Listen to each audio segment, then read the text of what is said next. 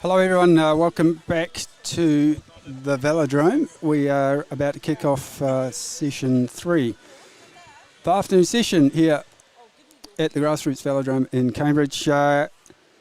Special thanks to GJ Gardner, our major sponsor for this, the Oceanic Track Championships, also Fresh Choice Leamington, and Amber Garden Centre, Subway, Sports Integrity Commission, LTS, VeloX, that's us, Yahoo, and Acre Farm, just down the road, the Lavender Farm, and Skoda, New Zealand. Just finalising the last of the start sheets. Look at that, outside, it's still a lovely day. It is getting hot. I am sweating as Simon Kavanagh comes on the headset. It's stinking hot outside. It's a stunner, 28 degrees, day to be in your pool, but the black clouds are building. I can see there might be a late afternoon or evening thunderstorm. So, welcome back everyone to evening 2, session 4, I suppose technically this is. So, we're going to see a qualifying race up first, scratch race qualifying heats, I believe for the junior men and then the elite men. Unless some junior men have been scratched actually, because I've only got an elite men start list, so maybe there won't be junior men, we might be straight into the elite men. And then after that we're going to see the quarterfinal rides for the elite men and women for the sprint race. Then we've got the individual pursuit elite men and women, so they rode off this morning, top 4, and so we'll be doing the medals for those tonight. Then we'll have a round 2 of sprints, and then we finish off the evening with scratch races. We've got junior women, junior men, elite women, and elite men. Back to you shortly.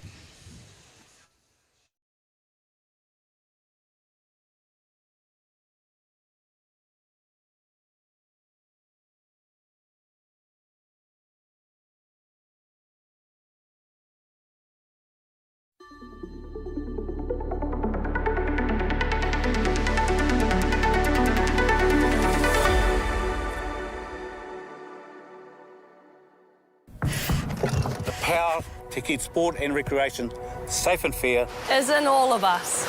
As one team, we can help prevent harm, especially to our tamariki and rangatahi. Harm can mean abuse, discrimination, or not playing it straight. So if you see something that's not tika, or need support raising integrity standards, the Sport Integrity Commission, Te Kahuro Nui, is here to help. out here. In here. Wherever we play.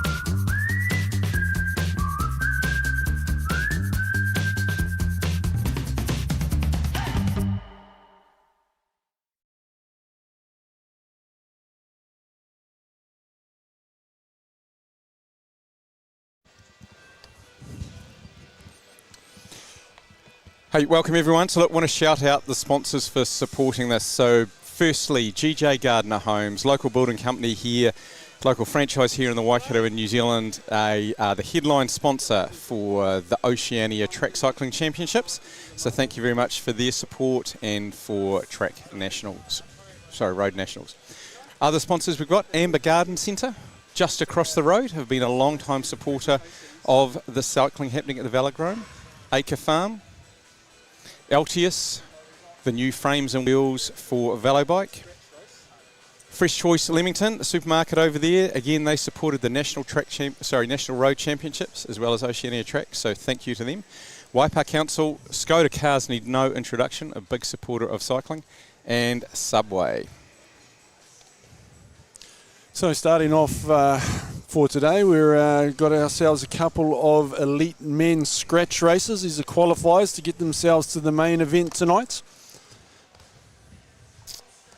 They've obviously got too many to line it up in one. There was originally one for the junior men as well, but obviously numbers have allowed that there is just one bunch happening.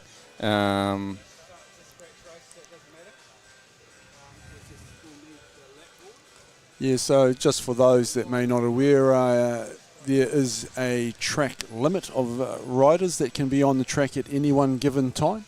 So if we have more entrants than the, say, 26 riders for the track limit, then gets broken up into 2 qualifiers to go through to the main event.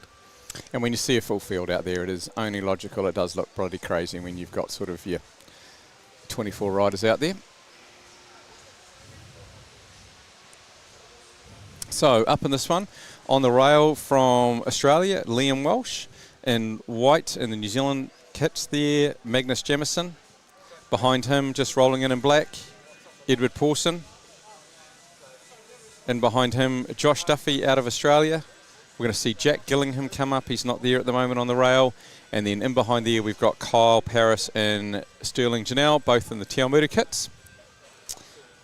Down on the black line, New Zealand team, Keegan Hornblow lines up in front. Followed behind him, Dan Morton, who's in the New Zealand development squad, who's sporting Black Counties Manukau kit. Nick Kyrgyzou in the New Zealand team just behind him. And then we've got some riders from Australia. Samuel Washington from Western Australia, Jack Dola from Western Australia, and Finn McKenzie from Tasman Cycling Marlborough Club. Called something different these days, but yeah, Tasman region. So just getting the final orders from the commissaire. And it looks like we may have a puncher before we even start the race. So Keegan Hornblow, looks like he's got a front wheel puncher. And we saw yesterday just how difficult it can be to control a front wheel puncher in the women's team pursuit. I think it was Prudence was riding the bike, front wheel puncher, managed to extract herself out of the line of the team without taking down the rest of her team. Got herself down onto the grey and then accidentally, whilst trying to bring the bike to a halt, interfered with the Australian team, which then caused someone to unclip. And then the Australian team fell apart. The New Zealand team came back to the front, came across the line to win on track, but was later relegated. So very, very difficult to try and keep these bikes up on the slopes, on the hard boards, with no rubber underneath your tyre. Yep, much more fun when, as you say, you can actually, roll with air in the tyres rather than nothing going on. But luckily, it is one of the New Zealand riders, and so therefore there's full mechanic support and bits and pieces to get things done quickly. Yep. Admittedly, we've got the New Zealand coach taken over, doing up the tightening on the wheel. Adrian showing that he can. Oh no, it was a young mechanic, not Adrian at all. I take that back. So there we go, faster than an F1 pit stop, new wheel on, and we're back to racing. So essentially, it's going to be just the last 2 riders over the finish line will not make it. Now, the simplest way for some of the faster riders here might be to get away in a break. They might even look to take a lap. Just it saves them having to worry about a messy sprint at the end. Some will just back their finish. Nick Kyrgyzou, for example, fantastic flying finish. He'll probably be quite happy to sit in the bunch and just roll a bit at the end. Yeah, Magnus will be happy to sit there, surf the wheels as well, and use his speed at the finish. Very canny rider at making his way to the finish line and putting themselves in good position. So they're underway. We've got 30 laps, or they've even taken one off for the neutral, which is good. 7.5 kilometres, so it won't take too long to get this done, but there's not a major urgency as bar pride and little bit of ego about talking about getting the win. There's nothing to come out of taking the win in this race. So Magnus just rolling through off the front as they came through the start-finish line, and Jack Gillingham now taking on the front and just rolling up on the back straight. A big challenge, better work out who the two Australian riders are. At least they're on different bikes, so we can spot that as they come through.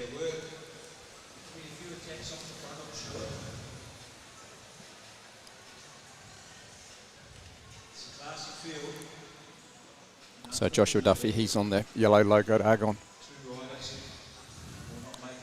So see them just going through, sorry Jace, just through and off. Eddie Paulson on the front at the moment. Easy to pick out Eddie, distinctive aero helmet on there. Obviously not worried about overheating in these conditions. Gone for full aero gains. Free speed, Jace, free speed. You worry about overheating and putting on the ice vest later. So Nick Kirkazoo just rolling off, Magnus coming through and just taking him through into turn one. Just gently lapping out. You see the pace is increasing ever so slightly, but no one looking to show their hand quite yet. A lot of the riders that are probably quite confident are coming through might even be using this as a bit of a warm-up and back themselves in, not needing to worry about being in the last two, and they'll be just using this as a deeper warm-up for the race later on tonight. Now some of them have gone through, done the individual pursuit this morning, so they've all had potentially, most of them, a good leg opener.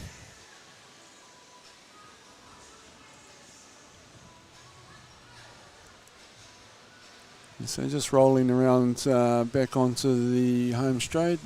Nick and Magnus just rolling up in unison there. And Sam Washington swinging up. Then Jack, as you say, they're all happy to do little short turns.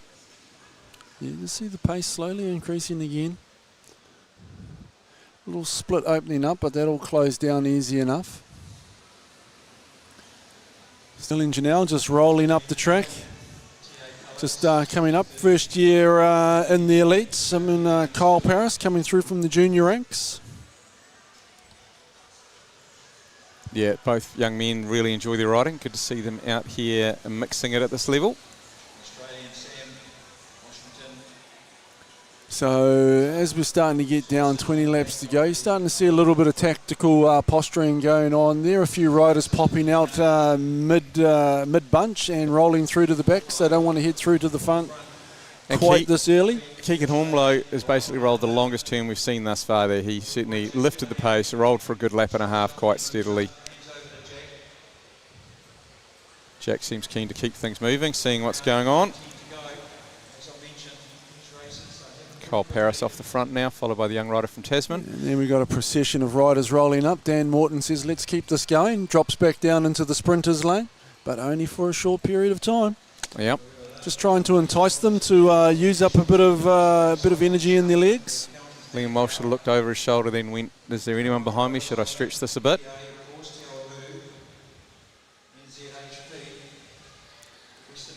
So coming through, 17 laps to go.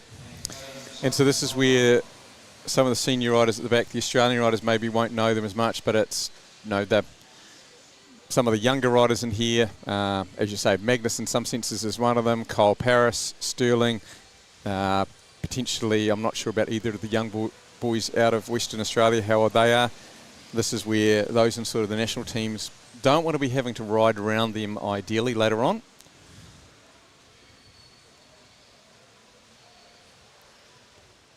No, so there's definitely a few riders in the group that aren't noted for their closing speed, and really their best chance to move on through is to just try and stretch this out a bit, get themselves away, get themselves a little bit of a gap, and then hope that the bunch don't chase too hard.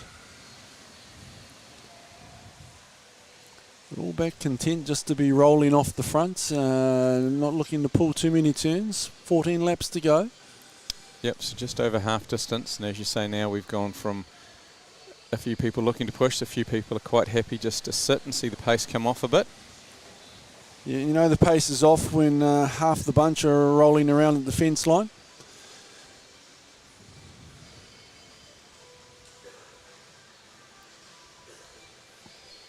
So So I think that's Liam Walsh again on the front from Australia. Got Dan Morton with him, Eddie Pawson, Kyle Paris is that front group of 4, but Keegan Hornblow just rolls back up onto that pretty quickly.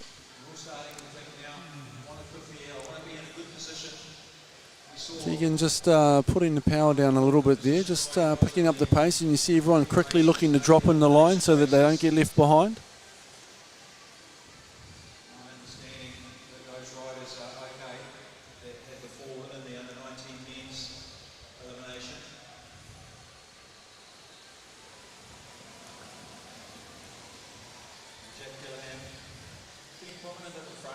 You see a little bit of moving around and adjustment there. Sterling Janelle making a beeline to get on Magnus's wheel. So he's, I think he's backing Magnus to be the pony to put himself in a good position at the end of the race, and he's just looking to surf that wheel through.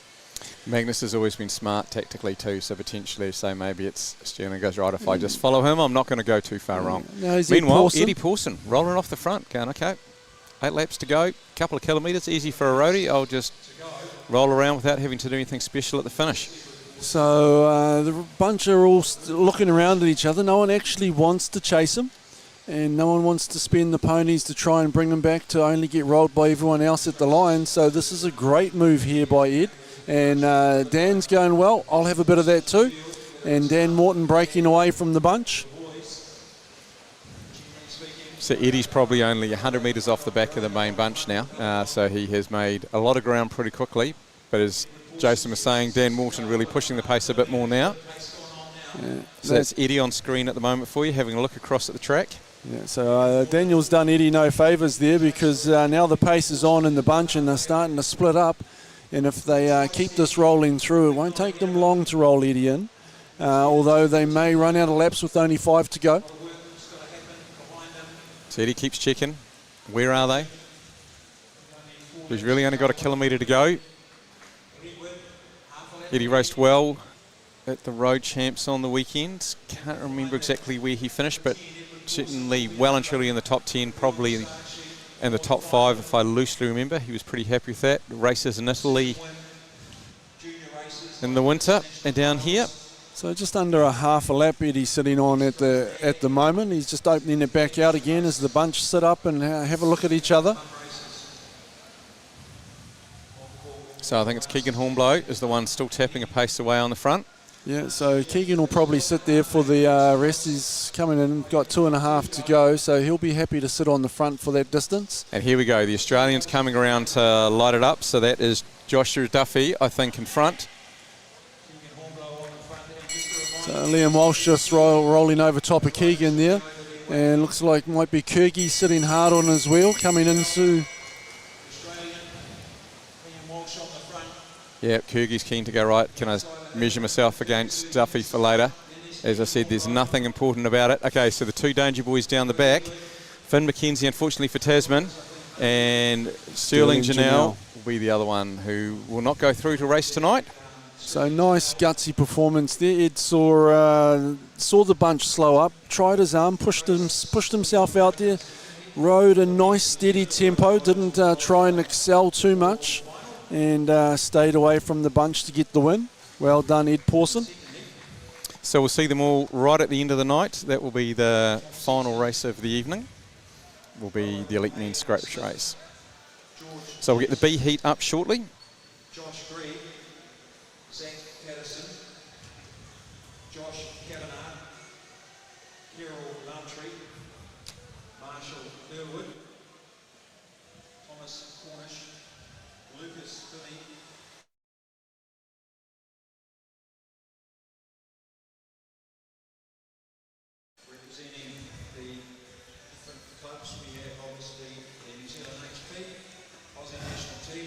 So second race, just lining up on the ramp up to the back straight, just waiting for this boys to do a few glory laps and wind themselves down slowly before they get let out onto the track.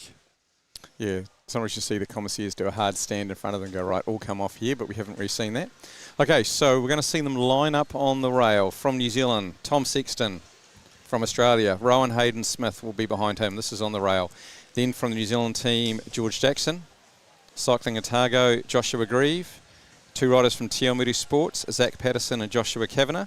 And from New Caledonia, Kirill Moultrie. Down on the rail, again, national team riders first. Marshall Irwood for New Zealand. Thomas Cornish from Australia. Lucas Bimmy will then be there from the Counties Manukau team. Lucas Murphy from Te Awamutu Sports. Hunter Dalton from Counties Manukau and Toby Jones. And the Maroon will ride out the field for Queensland.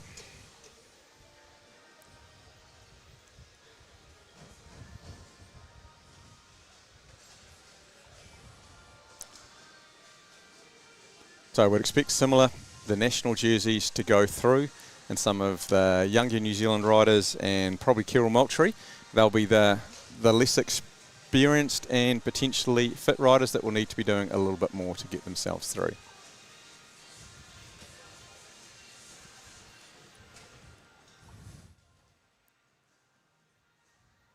So lining up on the front, we've got Tom Sexton up top. So he will be looking to tear up a few legs and stamp his dominance on this race.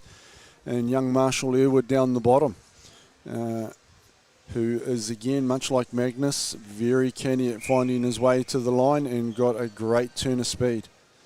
Hey, and great to see a young Australian rider not in the national team over here. So I'm going to call out Toby Jones. Hello to Ian Jones, and so I've forgotten Toby's mum's name. Toby stayed with us a year or so ago when he was over for the NTS.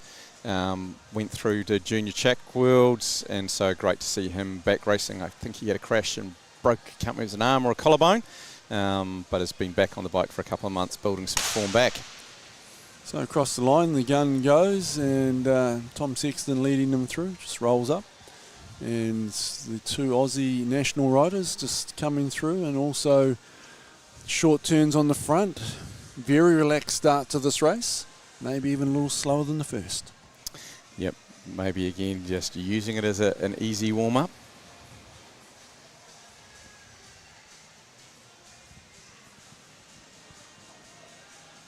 So on the red bike there, that's Kirill Moultrie from New Caledonia. The velodrome here has a program that is supporting Pacific-based riders that the UCI is helping to support to develop the sport wider than the big nations like New Zealand, Australia, etc.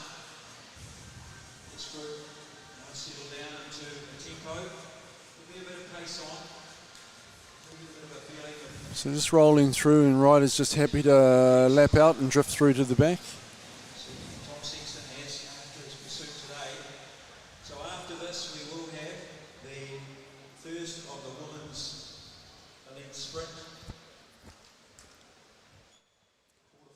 Coming back, 26 on the board. Don't hold me to it exactly, but majority of this New Zealand field would have all ridden Tourist Southland actually. So I think, as you say, maybe in the last race we had, I'm not sure that Sterling Janelle did, but I think in this one, pretty well, I can't remember whether I think Lucas Bimmy was there, so that would make all the New Zealanders in the field certainly doing the crossover between track and road. So just rolling through, Zach Patterson coming through to the front, just lapping off, and followed by our New Caledonia rider. And back, Marshall Irwood just leading them through, handing off to Tom Sexton. So while we just got some dead time here, hey, really want to shout out to Damien, who brought all the camera, all the tech gear to bring this coverage at a much better quality than when we used to just use phones or iPads. So he set up this Velo Extreme channel, he's called it. Doesn't get paid for it. It's all volunteer. He's really stoked that he's gone from sub 500 subscribers to something over 800 with all the Australian viewers coming on stream. So if you're enjoying the coverage, click subscribe, won't cost you anything, but he sees as a bit of a milestone when he's reached more people. So, and no. big. Sorry? I guess 1,000's the next target on the cards. He smashed his way through 500. Yeah, well, we talked around the 500 today, and all of a sudden it was 875. So you're right, 1,000, here we come. Hey, and only so many people know the live stream is out there. So look, if you have track cycling clubs, etc., that's worth sharing through, that might have friends or family that are racing here, do share that, because as I say, people often aren't sure how to be able to access the coverage. Okay, pace is probably built a little bit more steadily and solid in for this one. So we're only 10 laps in, but it feels are more solid through and off than what we saw in the other race. No one doing any real efforts thus far, but we haven't had any soft laps yet. No, everyone just pulling short turns, doing a quarter of a turn, half a turn, no more, and just rolling off. The pace has just stayed steady. It looks like everyone's back in their sprint finish, and that they're not going to be the last two. And so it could come down to positioning more than the quick legs, and there's a lot of quick legs in this. Marshall is quick, Tom Sexton's quick, George Jackson's quick for New Zealand. The two Australian riders, Rowan and Tom Cornish, they're quick. Zach Patterson has a really quick sprint finish on him. Josh Kavanagh has a really quick sprint on a road bike, but not sure how we go on a track bike. It's a bit of a new experience. Hunter Dalton, that's just on the front at the moment. Again, he's not got a pretty quick surge on him, so it's going to be, there's no real obvious one for me who is going to be at the back this time. So you actually visibly see that the pace has gone up there. Just Lucas just pushing through, lifting the pace. And he'd be one that wouldn't be back in his sprint, but got an absolute engine on him. So he'll be wanting this to be a little bit faster through these last 15 laps.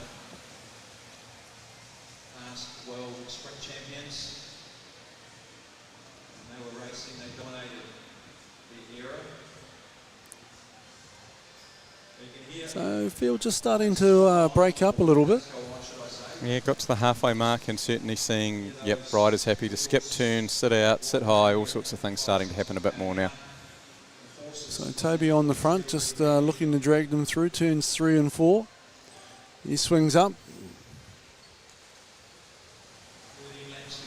Quickly followed by a procession of other riders also clearing out.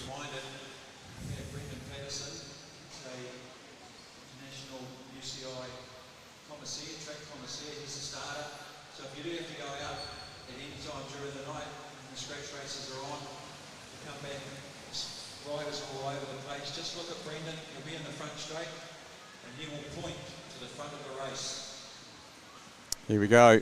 George Jackson, long locks out the back, lights it up. Some of these boys down the back need to cotton on that this is suddenly going to accelerate. It looks happy to work in with Rowan, and is that Josh Greaves just rolled up onto the back wheel, so it's a strong trio away.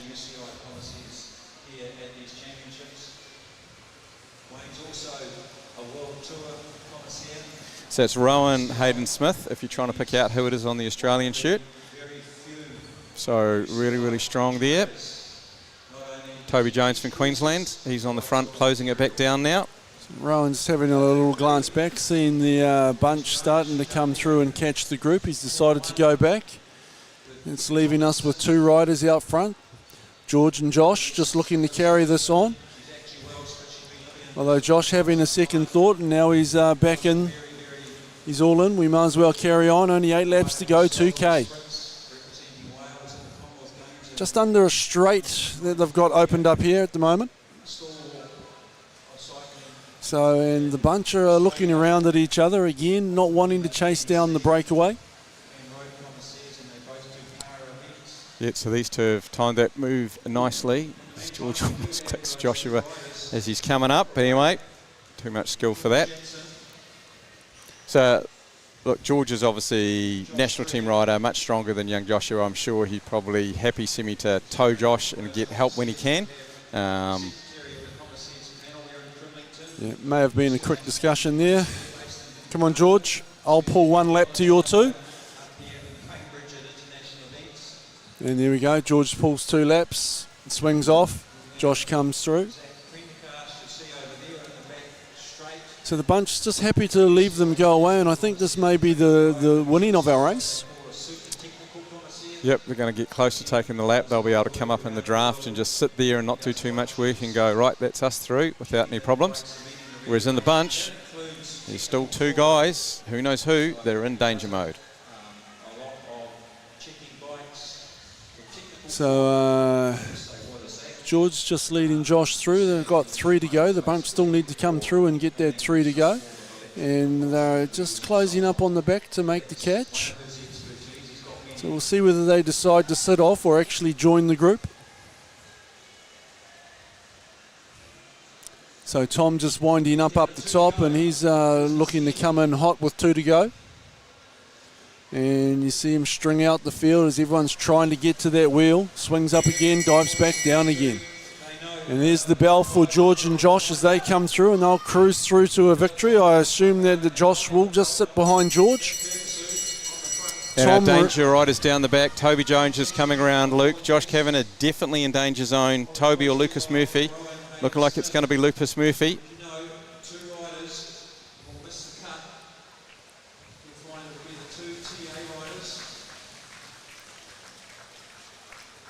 So Josh Kavanagh, he'll chalk that one up as a bit of an experience. Do I need a bigger gear? Do I need shorter cranks to pedal faster? I only got him on 170 cranks, Jace, because that's what we had in the shed. All of the above then. Okay, so that rounds out the qualifying and endurance racing for a bit. We will now jump into Elite Women Sprint quarterfinals.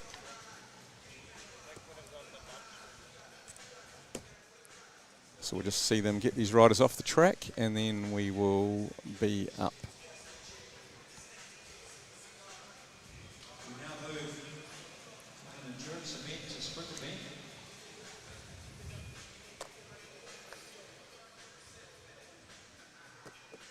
So qualifying in 1/8 were done in the sprint events this morning, with the 1/8 being a one and done ride, win and go through.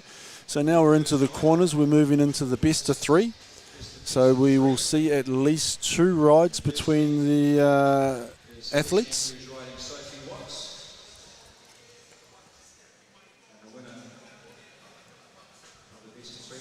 And we've just got the quarterfinals on tonight, and then tomorrow we're going to see the semi-finals in the morning and the finals on Thursday night. Yeah, so traditional kind of a format for a Nations Cup or international events. The sprints run over 2 days. Typically here in New Zealand with the reduced numbers, we tend to run that sprint competition in 1 day. Yep. A little bit hard on the riders, but makes for a short program, and everyone gets in and out much faster. You're probably the line, what doesn't kill them makes them stronger. I don't think they think that at the time. No. Okay, so coming up, and this one we're going to get New Zealand rider on the gold bike, Elise Andrews. She'll be looked after by her father and coach, John Andrews. And then Sophie Watts in the maroon from Queensland. And Fiona will bring her up, the Queensland sprint coach.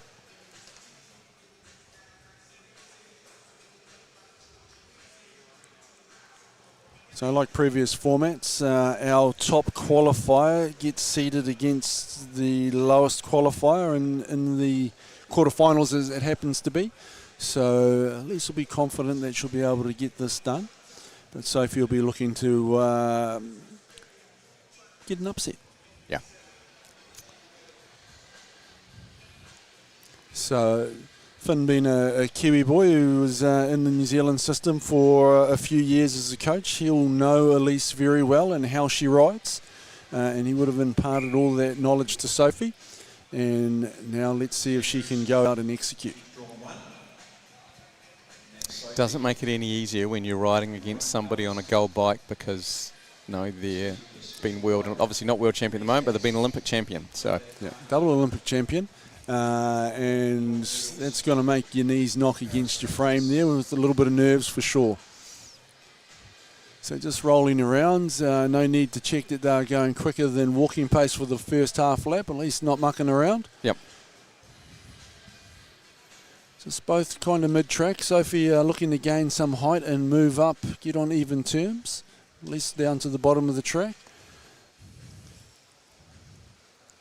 So Sophie just picking up the pace there, and Elise just getting out of the saddle to match and gain a little bit of height. So a nice little kick by Sophie to get over the top there. Elise won't be too worried at this stage. She'll be looking to set a gap as they come through to get the bell. So long straight, open up on that back straight. Elise looks like she's just lining this run now to do it as she comes out of that corner into the back straight. Just uses that superior speed she's got, rolls over the top. She will take the first win comfortably in that one.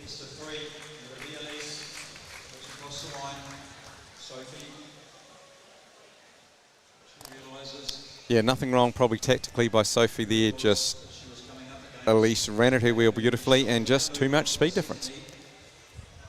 Yep. It was good to see Sophie trying a couple of things to try and upset and see what she can do. And no doubt she'll go back, she'll talk with Finn and evaluate the tactics implemented that time and look to try and change it up a little bit in the second ride to come. So ride 2 is an All-Australian affair. We've got Alicia McCaig from the Australian national team, and she's going to be up against Imogen Jelbart from Blackwood Cycling Club.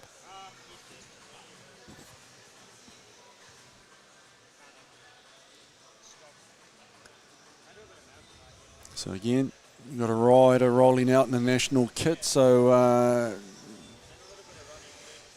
no guesses as to who's going to be the favourite for this race. Who was the faster qualifier? Oh, I did actually get those qualifying times. Oh no, I haven't. I've got pursuit, not sprint. Should have done more printing.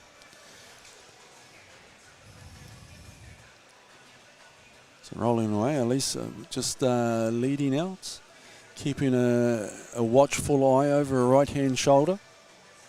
Imogen just happy to sit bike length off the wheel and just looking to gain some height here.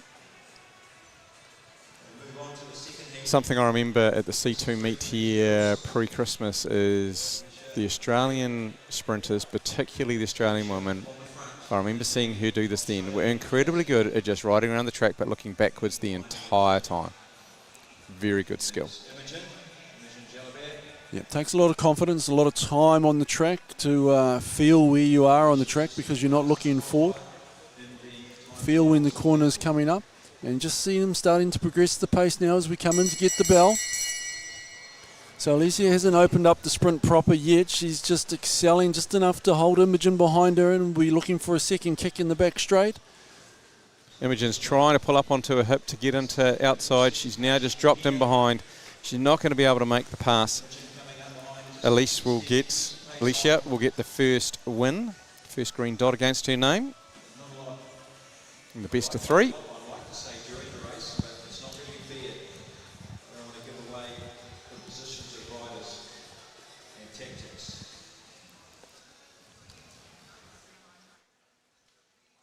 So up next we have a Trans-Tasman battle. Olivia King versus Lilia Teranov, I believe. Teranov.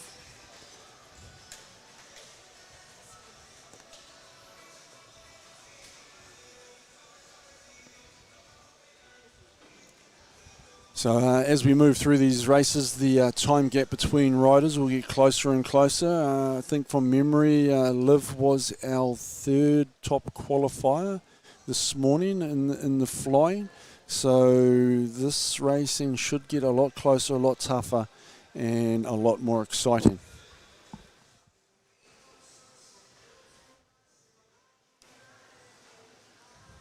And obviously great for them to get some international matches against somebody they're not training against week in, week out before that World Cup meet in Perth at the start of March. So Liv just rolling away, nice and steady, down onto the Côte d'Azur. And Lilia just following down, just happy to sit hard on the wheel. Just rolling around past the commissaires, not bothering to walk beside them because they've got a reasonable pace on board. Just coming up to that magical half lap, and they've passed there now, so all bets are off. They can do whatever they like from here on in.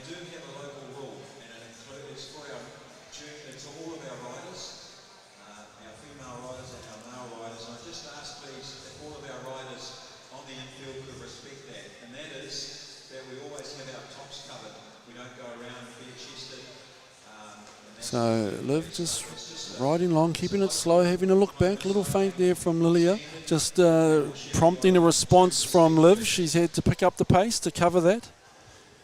Nice little feint to increase the speed. Now we're gaining a little bit of height, and you see that speed starting to pick up. Lap and a half to go.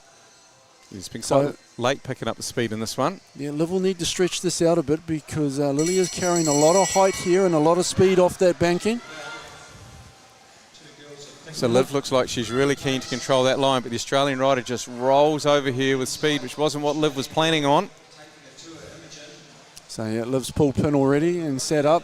Gone. That wasn't what I wanted. No, you could see she was trying to come up and match speed and heights and basically box Lily against the fence, but she was just carrying too much speed from the height that she had off turn 4 and was just able to roll over the top, get herself back down to the sprinters lane, and Liv was never able to come back from there. No, smart ride by Lilia, as you say. No, she got that height, she used it. Liv tried to see if she could stop her coming down into the sprinters lane, but the speed difference was just too much as they went into sort of corner 1. Right, the final of the women's elite quarterfinals. So this is Danica Blinko coming up from Queensland, and she's going to be up against Molly McGill in the Australian national team. So these two riders would have been the closest in qualifying times. So again, we'll see, much like the last race, it'll probably come down to a tactical decision or a tactical awareness that will actually be the deciding of the race.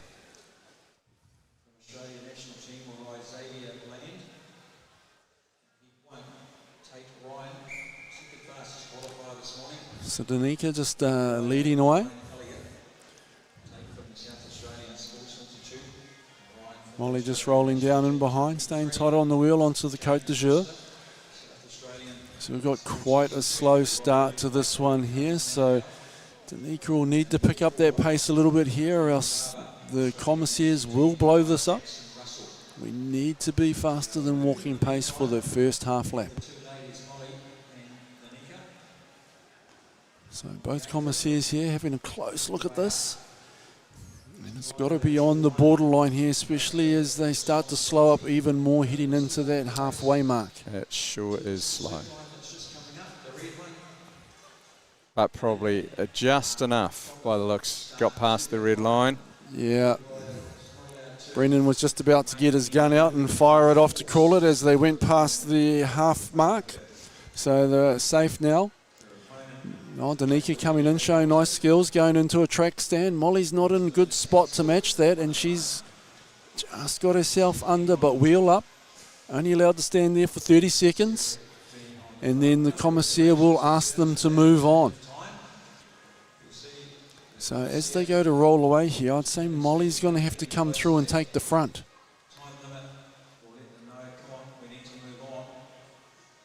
And there we go. So Jason, obviously Brendan, head commissaire for the race over on this side. Commissaire Glenn right over on that side. Would Glenn be counting down that time for them? Yeah, Glenn's got a stopwatch in his hand, and as soon as Danica rolled into a stop, he would have clicked start, and that would have been the start of their 30 seconds. So Molly just picking up the pace now. We've got a lap and a half to go. Danica's given up a lot of height there and dropped down, but it's gone back up. So Molly leading into the bell lap here. Danica showed she was keen to run on the draft. Can she pull through? Accelerating into this gap now. Can she get on terms coming into the corner? She's just got to the wheel. She'll need to try real. Oh. Great effort by Danica to getting on terms with Molly. Obviously, great sprint by Molly as well. Everything happening there. Great track stand by both ladies. Yeah, a lot going on in that final... Good lead in by Molly. No, Danica jumped up high. Her tactics were she wanted to be wheel 2. And I don't think she could have drafted much closer than what she did then. Danica got a nice run into the wheel there. Unfortunately, she just hit the back tyre of Molly at the entrance to turn 3, which meant she had to go the long way around through turns 3 and 4, but fought very hard. Got a little bit wobbly as they entered into the home straight. Pulled up a side, didn't quite get there. Molly's been given the win, so she's held out there. It would have been an interesting one to see how close that photo finish actually was. All right, we roll into the elite men's sprint now. Again, same thing, semi-final, best of 3. Coming up first, we've got Lee Hoffman, Australian national team, and he's going to be challenged by Xavier Band in blue from New South Wales. So Xavier, another young junior, moving up into the elite ranks and getting to race against one of the world's best, Lee Hoffman, setting a new track record this morning, breaking Matty Richards' record that he set last year at Oshie's. Everything just keeps getting faster, eh? Maybe it's that LTS. No, he wouldn't have had the tri-spoke on for qualifying, would he? Right, so just rolling away. Xavier keeping that chin glued to that right-hand shoulder to try and see where Lee's at. And Lee just happy to sit a couple of bike lengths back. He'll be back in his closing speed and kick for this race, so I don't think he'll be looked to do too much. Just letting that gap open out here so he's got plenty of room to run into the wheel. So Lee Hoffman, super experienced sprinter. There's probably not much he hasn't seen. We think every race is different and unique, but he's probably run into so many tactical scenarios before. So coming in a lap and a half to go, he's just closing up onto the wheel, gaining a little bit of height. He'll be looking to run and hit over top as they go into the back straight, coming up high to the fence to run that flying 200 line. Xavier looking back now, going for a second kick to try and hold Lee on the hip, but he's carrying too much speed. Big speed differential, isn't it? And Hoffy comes through for an easy victory. And as you say, fastest qualifier this morning. That's what we'd expect. No, this will be stacked. Obviously, there was a pre-sprint round, but this will be roughly stacked, fastest to slowest for these opening rounds. So. Yeah, so I think from memory, Xavier was like a 10-0, 10-1 qualifier this morning, and Lee was obviously 9-4. So we're looking at over half a second of difference, which is a huge amount of speed.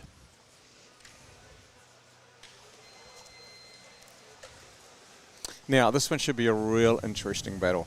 Two young, top-of-the-line Australian sprinters. Both had phenomenal Junior Worlds campaigns, but Ryan is maybe 2 years older than Tate. Yeah. So we've got Tate Ryan against Ryan Elliot. So the battle of the Ryans.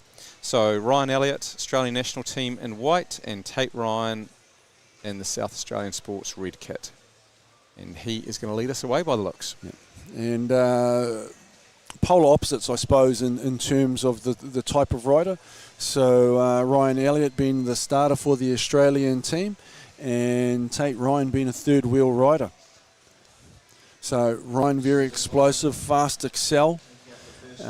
Tate great top ends and good strength to be able to hold that pace for a long period of time.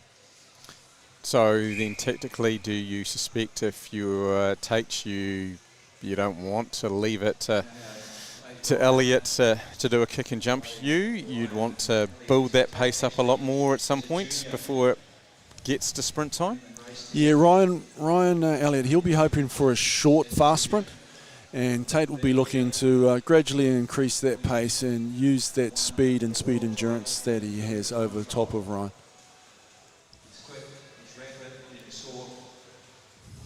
So just rolling away.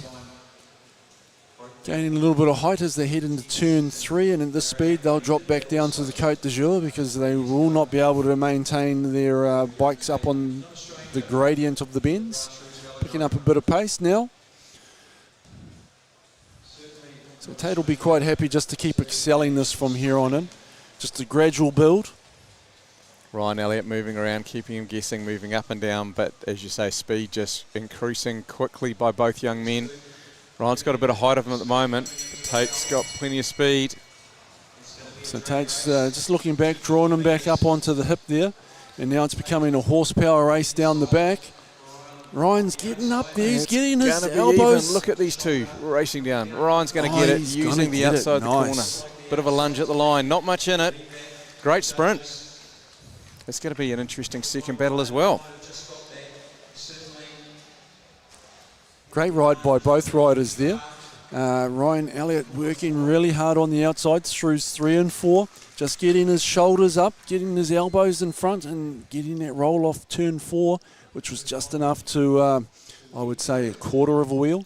at the finish line? Yeah, both threw their bikes at the line to try and do everything they could. All right, we come up with the first of the Trans-Tasman battles in the quarterfinals. So we've got James Bristow from South Australian Sports Institute. So he is down there in the red. And Luke Blackwood on the white Altius bike, used by sprinter and endurance riders. They're really liking the stiffness. So he is looking like he's got position 1. So Luke just broke 10 seconds for the first time the other day. I don't think he did it in qualifying this morning, but he was there or thereabouts. A low 10.0 this morning for Luke. He wasn't overly excited about that, but he'll bank that one away. He would have been looking to go that sub 10 again and back at the results from a couple of weeks ago.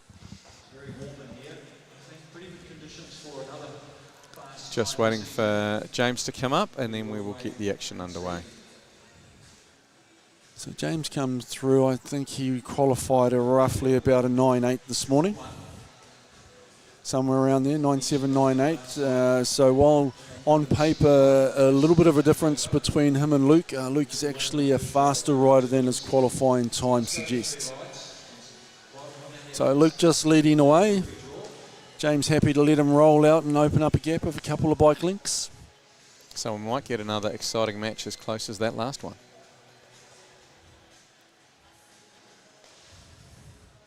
So nice and relaxed. Don't mow more than they need to in this first opening half lap. So see James already just a little luff down underneath Luke, just feeling him out, just to see whether he'll react and respond to that type of movement. So James holding a bit of height, Luke down on the bottom. He's come up to match. So James has got Luke looking around. Luke won't be happy with that at the moment. He's having to look from side to side to keep an eye on him. Different for normal, James running super close. And now he's jumped down, taking control, not committed to that sprint lane yet. Coming in, bell lap goes. Luke now looking to gain some height to be able to run at the wheel. So Luke's run sprint line. He's got a bit of work to do to come around the back here, Luke. Can he get up on terms at the moment? James has a gap. Luke's drops back into the draft. He's not going to get past from there. James will take that round. So James did a really nice job of covering Luke's flying 200 line. Just drawing up inside him, dropping down in front of him, and giving Luke a dead wheel. So from there, it just became a horsepower race, and Luke didn't quite have the ability to run over top of James.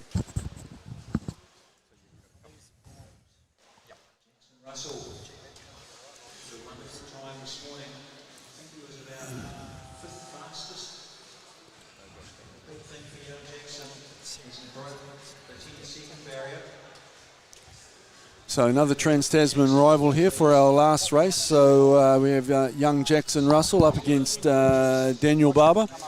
So Danny Barber, the faster of the two in qualifying, roughly about 0.1 from memory.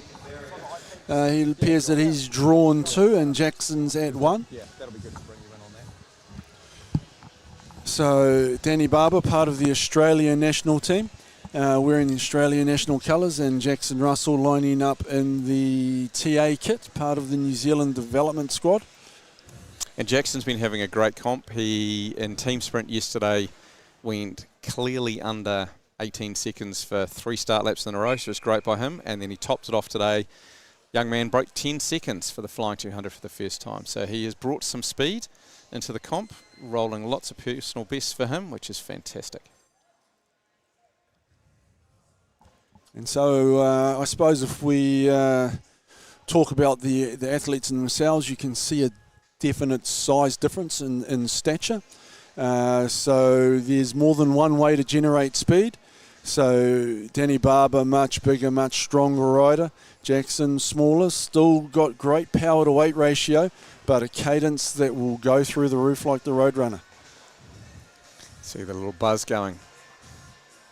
Running normal 165 cranks, or is he on anything shorter with him using that leg speed, Jason? 165 cranks, haven't dropped down to 160s, 150s. Is the the budget comes out of the back of our own pockets, so we don't have the luxury of training and changing cranks to our test. So Daniel Barber building some speed coming around the top. Jackson wants to accelerate now to see if he can hold him there.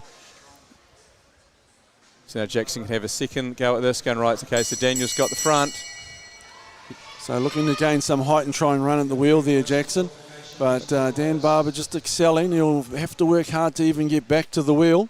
So Dan Barber's been able to open up too much of a jump there initially. He's got a bigger gap than Jackson planned. He sits up, saves his legs, and he will come out for next time to see how he gets on. So Australian sprinters got a clean set of wins there.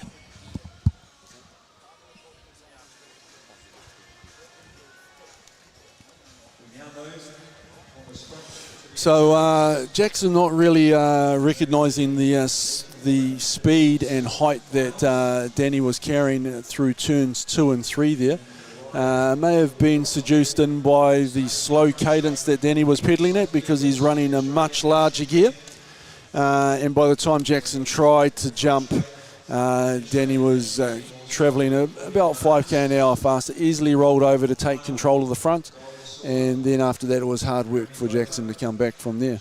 So he'll learn from that. They'll go back, analyse. I dare say he'll probably prop his gear up a little bit to try and match Danny's top end speed.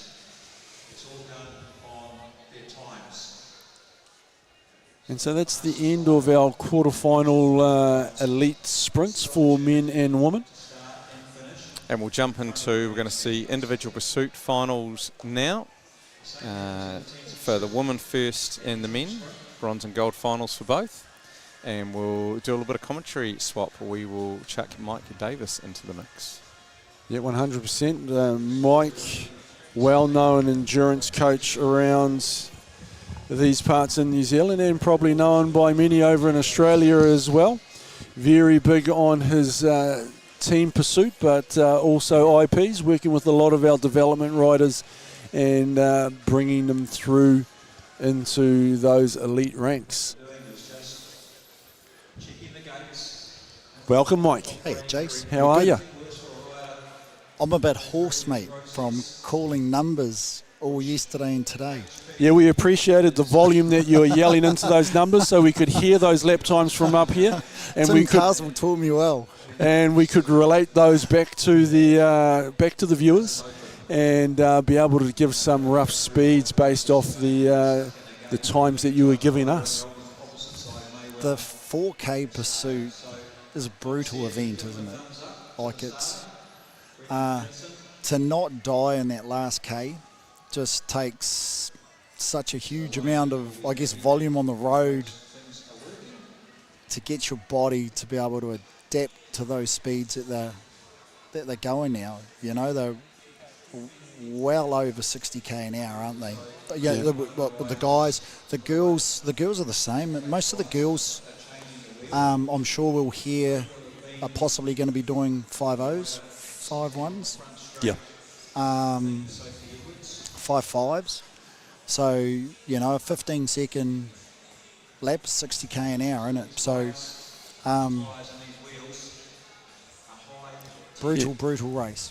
So, a lot of viewers will understand exactly what Mike's talking about, in the fact that a lot of base training has to be put in to be able to hold that level of power and output for 4 minutes. So you're probably thinking it's a 4-minute race. Why do you need to do 4 5-hour rides? It's just for that exact thing, so that you can keep that heart rate under control. You've got plenty of strength in those legs, plenty of miles, that you're able to push through those pain barriers and just keep that momentum rolling while you're on the front, and taking those micro breaks that you get when you're sitting in the wheels to recover, so you can, again, when you get to the front, put out that maximum effort to keep that pace high. Because the one thing that will kill a team is surging.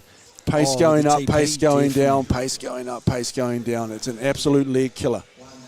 Well, let's face it, the men nowadays, they're doing 700 watts plus on the front and still trying to stay aero.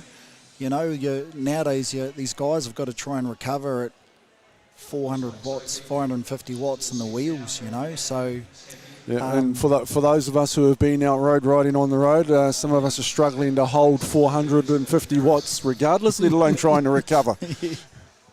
And likewise, one of my riders today, for his IP, didn't do a bad IP. He averaged 510 watts for his IP. Was approximately 10-11 seconds slower than Tom Sexton, but Tom Sexton was like 100 watts less power on average because he was slippery. Yep. So when the guys are looking at the aerodynamics and everything nowadays, there's a lot going into obviously the technology with the bike setup, and then the flexibility with the athletes. So Sophie Edwards in the front straight from Australia, and Claudia Marks on the back straight. And the clock's about to tick down, gate will release, and they're underway.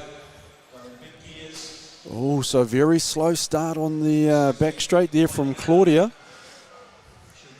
So we might see that there is a difference in gear ratios here. So rolling through the half, not much of a difference there.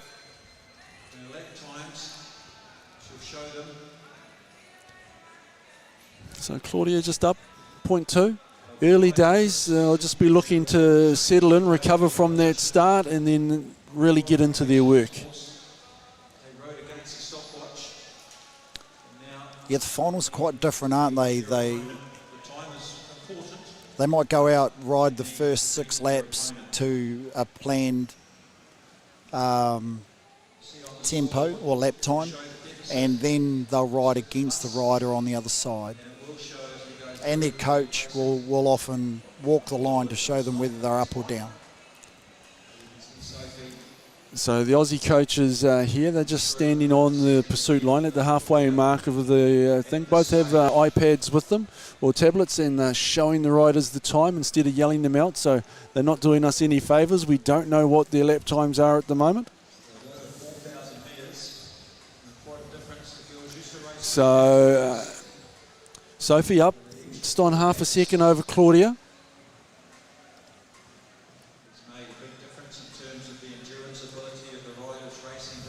Both ladies holding great position, looking very slippery on their bikes.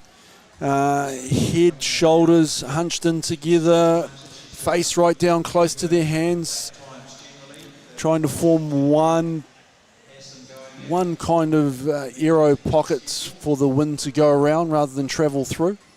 They're certainly going the quickest route. Like they're hugging that black line like nothing else. Like their lines are exceptional, as you'd expect at this level. Yes, you would.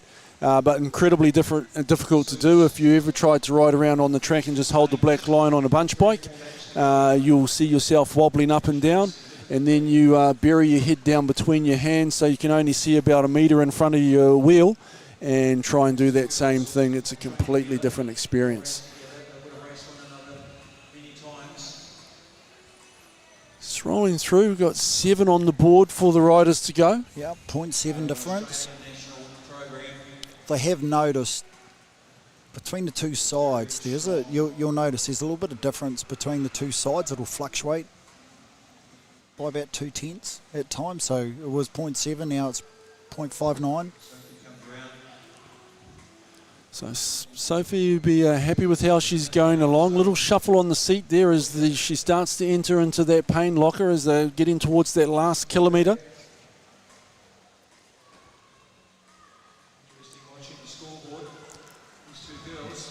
So now that gap's coming right back. We're down to 0.2 as Claudia starts her run into that last kilometre. So she's actually rolled through and just rolled over top of Sophie, and now she has the advantage. She's got half a second now. Yeah, she's really picked up their pace coming into this last kilometre. So maybe the benefit of rolling a slightly bigger gear was harder for her to get it going out of the gate by the looks. but that slightly slower cadence has not hurt the legs and the lungs quite as much. And obviously strong enough to keep pushing it. So nearly 0.6, 2 laps to go. Sophie's just come back a little bit. Bringing it back to 0.5. Claudia coming in to get the bell. Still holding a good Lord. I don't know how they had them. They have them at the same split that time. They had them at an identical. Oh, it's 0.5. 0.5. Probably just a little glitch in the timing strips. So Claudia just come cruising around. She'd have to fall off to lose from here. Very tidy ride. So it looks like she went out and actually rode to a schedule for the whole race. It does.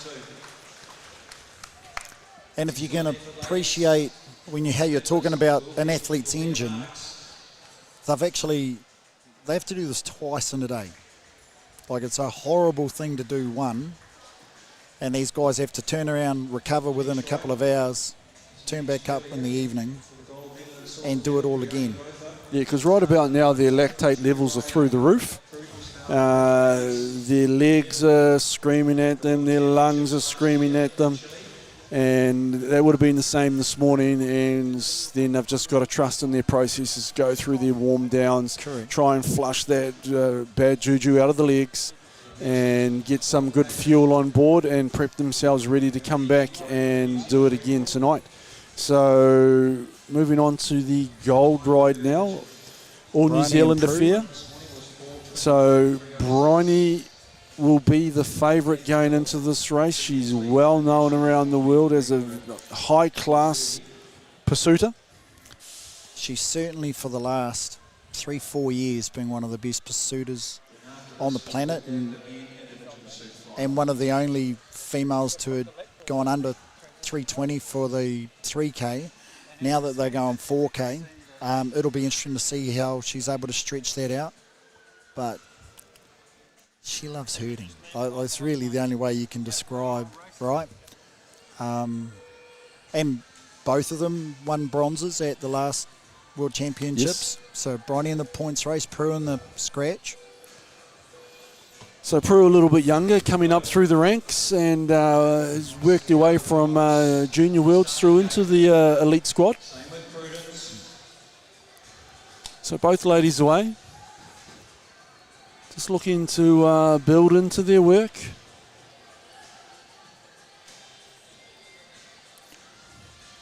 My understanding of Bryony from one of her old coaches is she used to count a cadence per lap. So she'd be good at counting sheep going to sleep.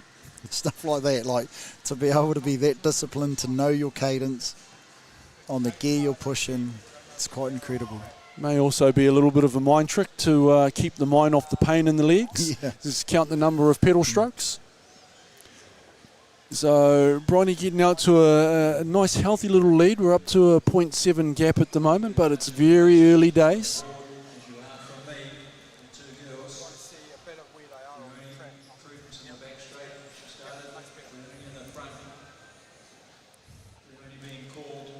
So again, a lot of work being done in those aero positions, and you see, much like their Australian counterparts, both girls tucked down, shoulders hunched up to the ears, hands up nice and high, head down, tucked in behind their hands, trying to be as slippery as they possibly can so that they can gain as much free speed and cut down that CDA. Bryony is certainly very, very flat on her bike, isn't she? She's very, very low. So just riding through there, the time gap growing out to 2.3 seconds now. So Bryony really getting into her work and looking to put down a good time to take the gold medal. So just coming around, she's almost going to be in the same straight as Prue now. So Prue's still looking tidy on the bike, just not quite going as fast. See that head just starting to lift away from those hands a little bit. Just opening up that pocket for the air to get in and create some more resistance to push through.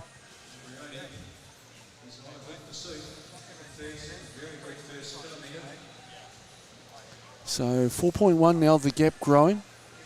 So Bryony starts to get a little bit closer. She'll start to pick up a little bit of draft, and she'll start pick up the pace, and you'll see that gap coming down faster. We got 6 on the board to go. Bryony will be coming through for 5. So looking nice and tidy, spending a lot of time on or under that black line. If you can live under that black line, you're travelling slightly less than 250 metres. Get your words out, Jason. Yeah. She'll start picking up speed now. She's getting a little bit more wind from Prue. Yeah, just coming in the wheel. See a little difference in the cadence there. Prue just a little bit laboured on hers. Bryony's cadence still nice and high. Looking nice and steady. And you can see just as she gets closer and closer, that speed that she's picking up from running into the wheel.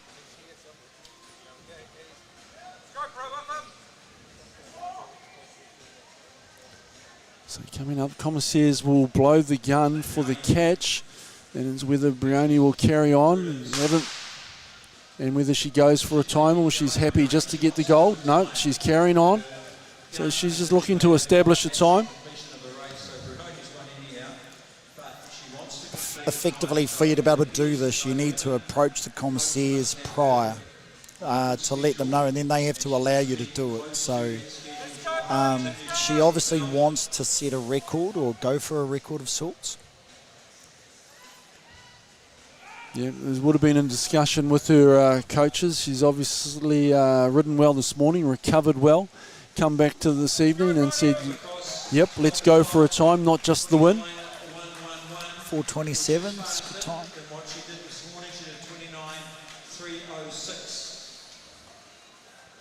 4:29.306 this morning, 4:29.111.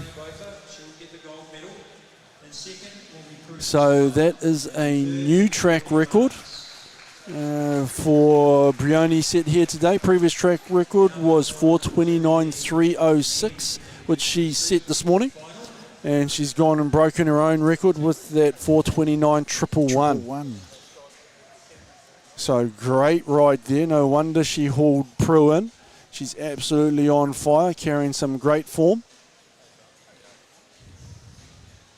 And it's her thing. She loves it, right? We end up with specialists. We know we've got specialists around the world in the men's, right? And one of the nice things about Bryony, she's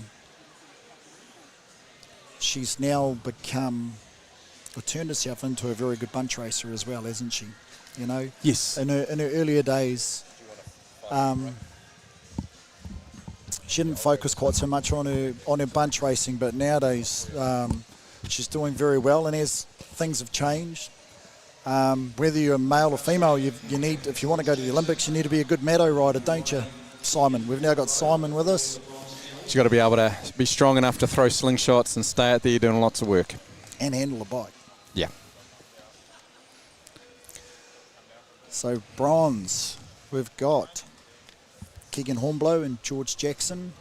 Both these guys did 3 TPs yesterday as well. So they've already got lots in the legs, as the girls did with Prue and Bryony. They all had big days yesterday. As I said, for them to back up today. Plus national road champs on Saturday of 180 clicks.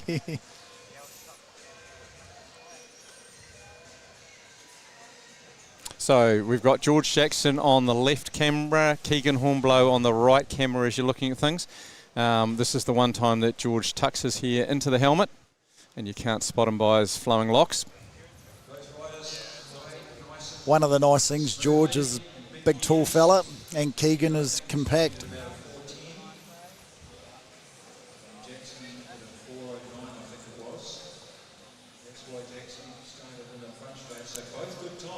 Very controlled out the gate over the first laps.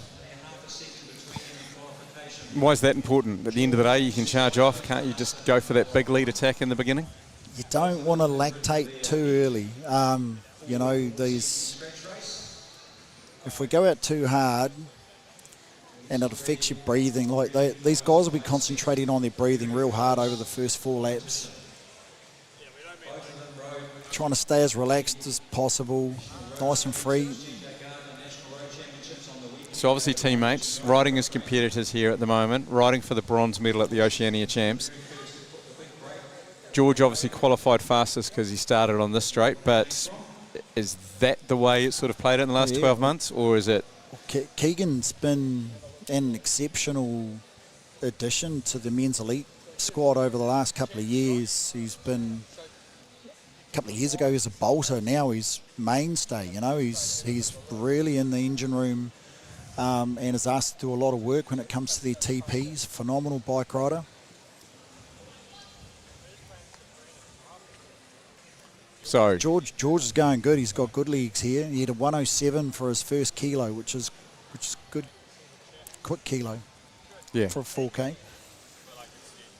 So they're around about the halfway mark at the moment. Gap's closing back up from when George opened out in the beginning and had a little bit over a second. Now it's gone less than a second now. Keegan's flying now.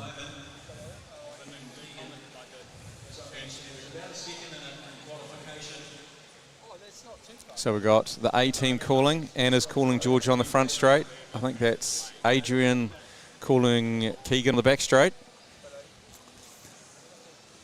Our timing's just glitching a little bit, but it's only it's reading 0.2 now, so it's very, very close. It certainly looks like that could be accurate. It is, effectively that's a dead heat as they go over the line this time. You can see Keegan's way over his gear now, isn't he? He's flying. He's now up, I think. We'll see if we can get what sort of lap times they're doing as they come around this time.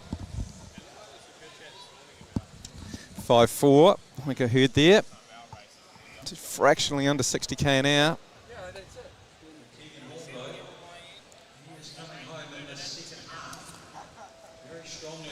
This morning in qualification, these guys were doing 5.1s. Yep. So it shows you there's a fair bit of load in the leg still. So we're just sorting that lap board out for you now. So we have got 2 laps to go when they go past their board next time round. Keegan's looking very good. So when you can't see the number is when the riders get shown the 2 laps to go. 500 metres left.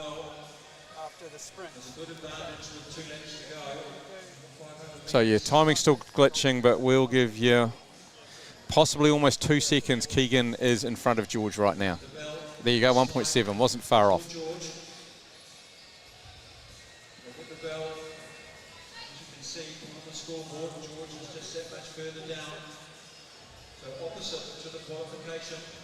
So Keegan's going to smash it. He's going to take this one out. George is going to have to give him the handshake.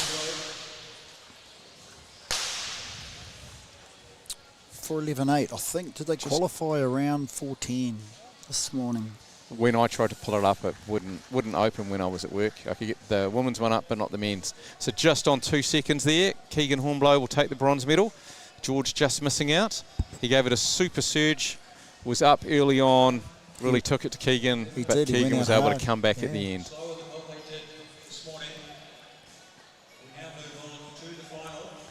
So it's interesting, if I had sat down before the start of today, I know that I would have picked an all New Zealand medal set up for the individual pursuit, because we've got 2 New Zealanders riding off again, Tom Sexton and Marshall Irwood for the gold.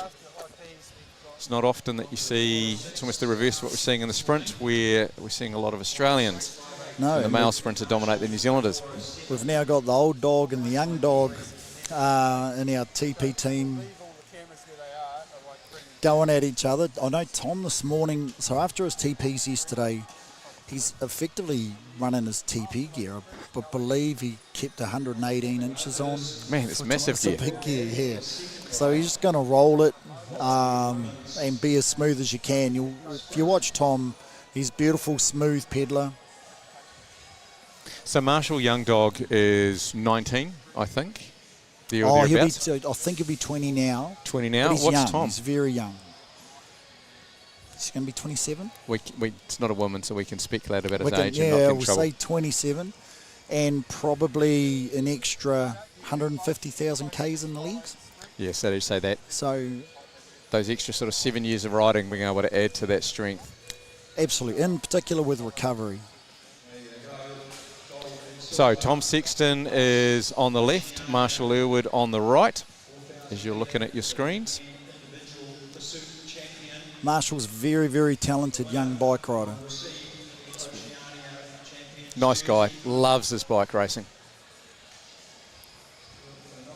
Yeah, when you've got those guys, it's someone who likes to be a bit of the, I don't want to say the fool, but just the joker.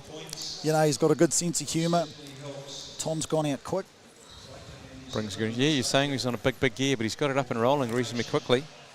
Yeah, well, he needs to, because you don't want to get bogged down. So once it's up and rolling, Tom will work the cadence that he wants to work, and then he'll just hold it there. So if he came out slow and then his second lap wasn't quite up to speed, he'll feel bogged down. So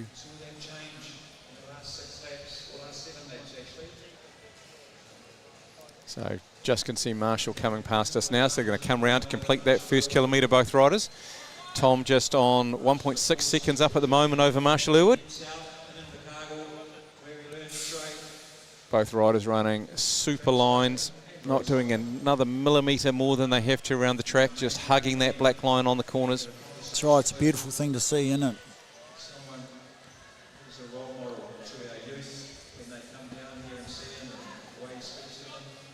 So Tom is slowly pulling in on Marshall, getting it closer, just under a 2-second gap at this stage.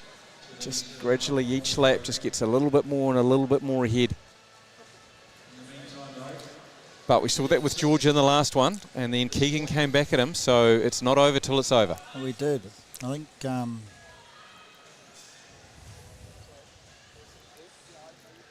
So Adrian is calling Tom, and we've got Elise calling Marshall in the back straight.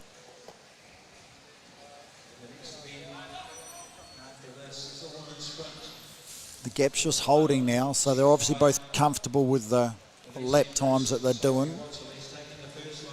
See what Tom's doing. We'll see if we can hear Adrian call out to him. So I think Tom 5.3, so close to 60k now.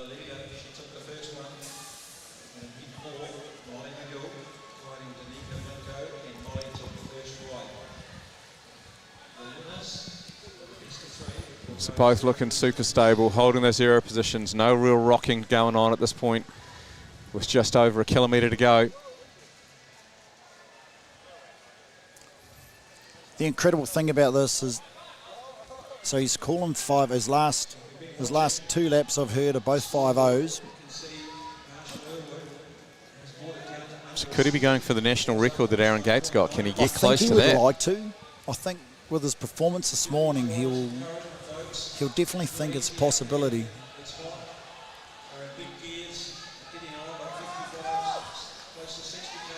So 3 laps, 750 metres to go. Now that national record is 4.06. Aaron Gate holds for New Zealand, or the overall continental New Zealand Australian record is just under 4.06 that James Moratti holds currently.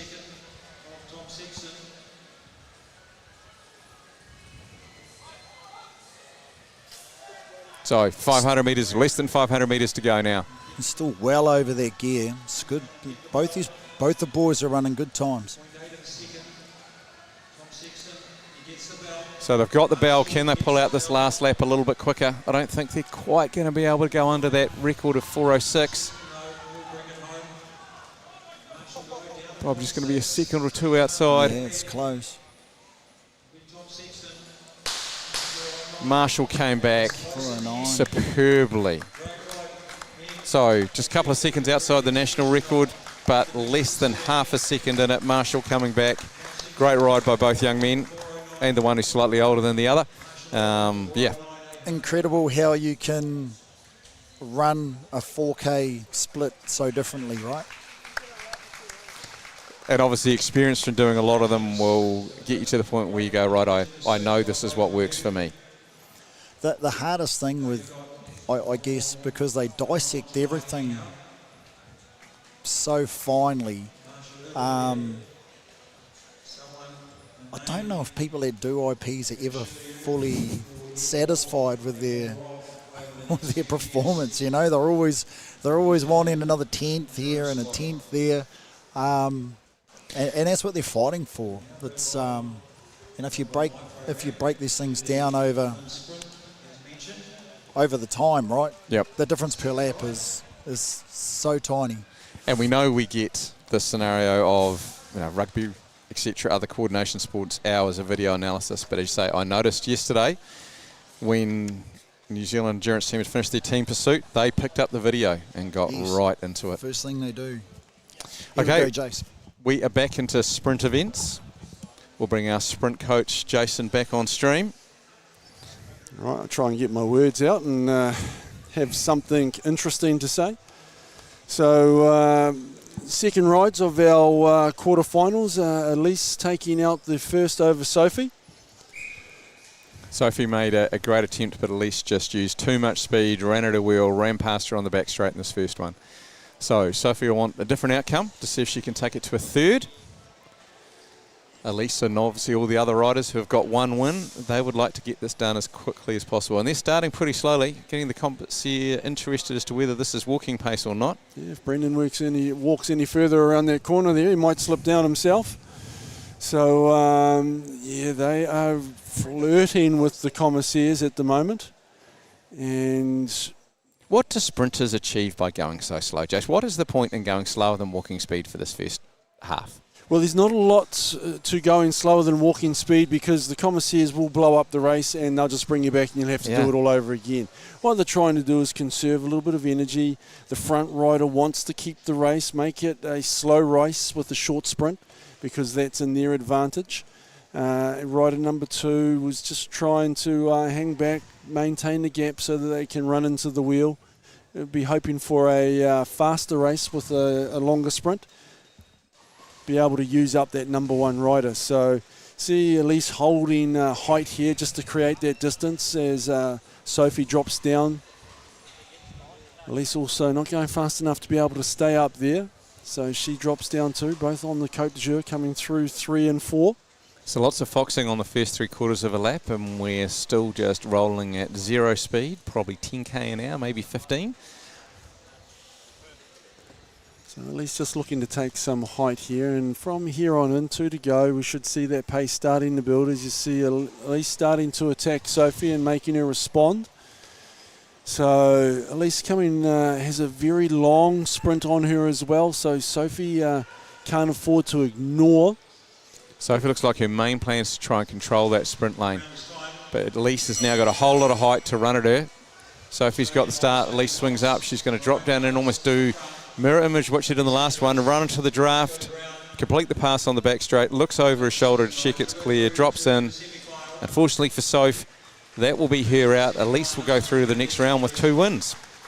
Yeah, so Elise carrying a lot of height and speed out of turns 3 and 4. Dropped down, didn't want to come and try and pass Sophie through 1 and 2, so using that speed to gain height again, and then diving back down mid-corner and executing the pass on the back straight.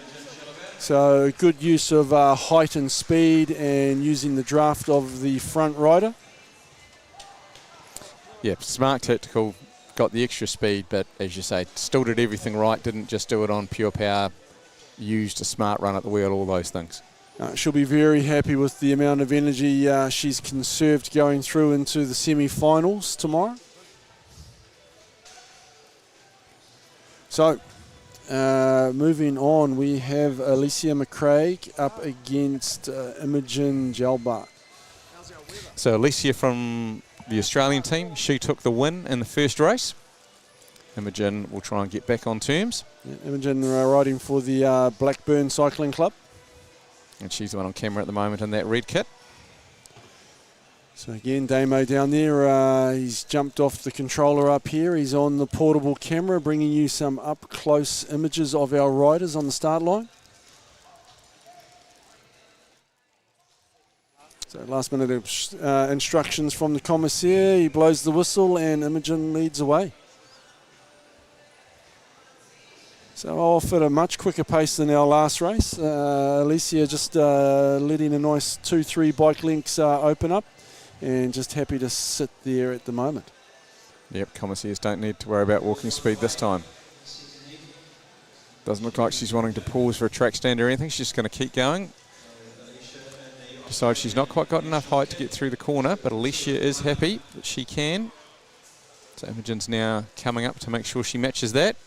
Yeah, so Imogen will just be looking to try and draw Alicia up onto her hip and hold her there, but Alicia just backing out there a bit, maintaining some gap, now driving up the track to gain some height and distance. And looking to come back down, and she'll use that speed that she's gained coming back down to drive back up the track. Imogen looking to match that into the flying 200 line. But Alicia just cranking into the gap, picking up a little bit of draft there. Didn't run at the wheel too much, but she'll have too much speed and power. Just coming up, getting shoulders up through turns 3 and 4, and then just rolling clear as they come into the home straight. So she'll get 2 green lights against her name, done everything she needs to do. And again, almost the same as Elise Andrews, didn't do any more than she had to, ran smartly. She's going to have plenty of legs to use for the semi-final tomorrow morning. Yep, so both those women, they'll be straight off into their recovery, get their nutrition on board, and do all their prep work ready for tomorrow. Get home nice and early, get a good night's sleep in. Come back tomorrow for the sharp, pointy end of the sprint racing. Okay. So next up we have Olivia King versus Lilia Teranov. And so Lilia getting the nod in the last race. It was very close, very exciting race. So we'll be looking and from the spectators' point of view to hopefully get a repeat of that. It was one of the really good sprint matches of the last round, both men and women. And Olivia will be looking to turn the tables and try and take this to a third ride.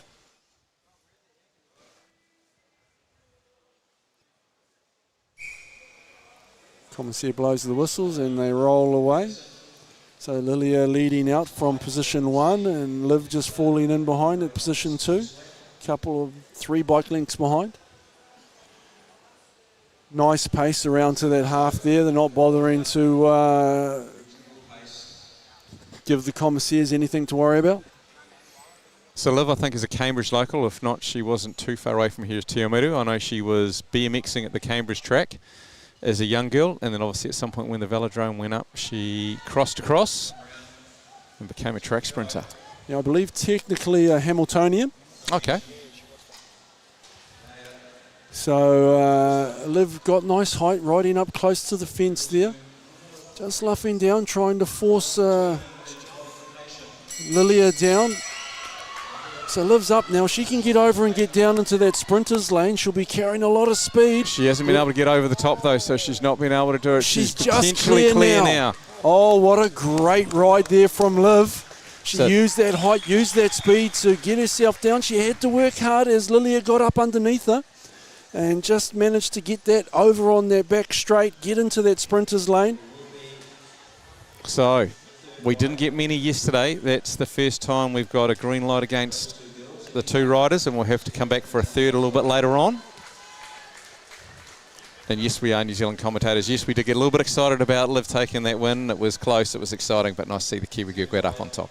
Yeah, we apologise to our Australian cousins that are tuning in for this. We are 100% biased. We try and hide it, but sometimes it's tricky. Okay, next round coming up, we won't have that problem because it's an all-Australian affair. So we've got Nick, Kiwi, now again coaching with the Australian program. It's great to have him coaching in New Zealand, but unfortunately when his wife got a fantastic role as chef de mission for the Australian Olympic team, they couldn't continue to be based in Cambridge and had to head back to Australia. So Nick's actually in a relieving role at the moment, the current Australian sprint coach on maternity leave. And so Nick has been inundated when he was seen on camera, and everyone congratulating on his return to the Australian coaching team. Had to tell them it was just a temporary thing. So they've been given the whistle and they're rolling away. Molly leading out and Danica leading a healthy gap open up there.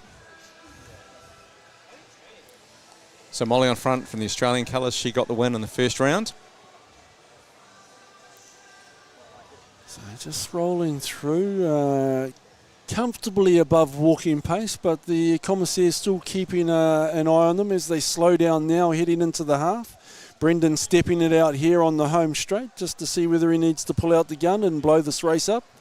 Just almost getting to the halfway mark now, and once they cross over that, we're good to continue on. So Danica just needs to get over, and she is now, so the race will continue uninterrupted. So quite a big gap that's opened out here to Molly, and whether Molly will take advantage and just look to excel through this corner here. It did look like Danica was thinking about that, the way she sort of rolled a little bit initially and went, hang on, I need to close this up first. Molly's come up and gained a bit of height on this front straight now. Just coming down to get 2 to go on the board. So we'll both be looking to start to excel from here on in. So Danica, she's got great balancing skills. I know from the C2 meet when she's over, she's got great skills at riding looking backwards. So the track craft is pretty she's handy. Just putting some real pressure into the pedals here. Molly noticing that and responding. Just been able to do that from in the seat, which showing great seated power there. So pace starting to build now as they head into turn 3 and 4, coming in to get the bell. Danica trying to get Molly to initiate the sprint first. She's got a little bit more height. Molly's still just foxing, keeping a close eye on her. Neither rider's committed. No one's got the sprint lane yet. Opens up on the back straight. Molly doing an outstanding job of just drawing Danica onto the wheel there and blocking her lane, not allowing her to get a run at the wheel. Danica admits it's not going to happen for me, unfortunately, there. Molly will get the win. She will go through. So excellent tactical skills shown there by Molly, controlling the race throughout the entire 3 laps, and really showing great tactical awareness, particularly in that last lap as they came through the bell, just to close down any attack from Danica. So that rounds out the women's quarterfinal. We've got just one of those 4 matches that'll go through a third later on, and we'll now be into the men's quarterfinal. So up again we have Lee Hoffman versus Xavier Bland. Xavier, young junior, is just coming up into the elite ranks, and Lee Hoffman, one of the world's best. So quite a time difference in qualifying here, roughly about 0.6 of a second. So Hoffy getting the nod for the first one comfortably, and he'll be looking to repeat that, much the same as the ladies.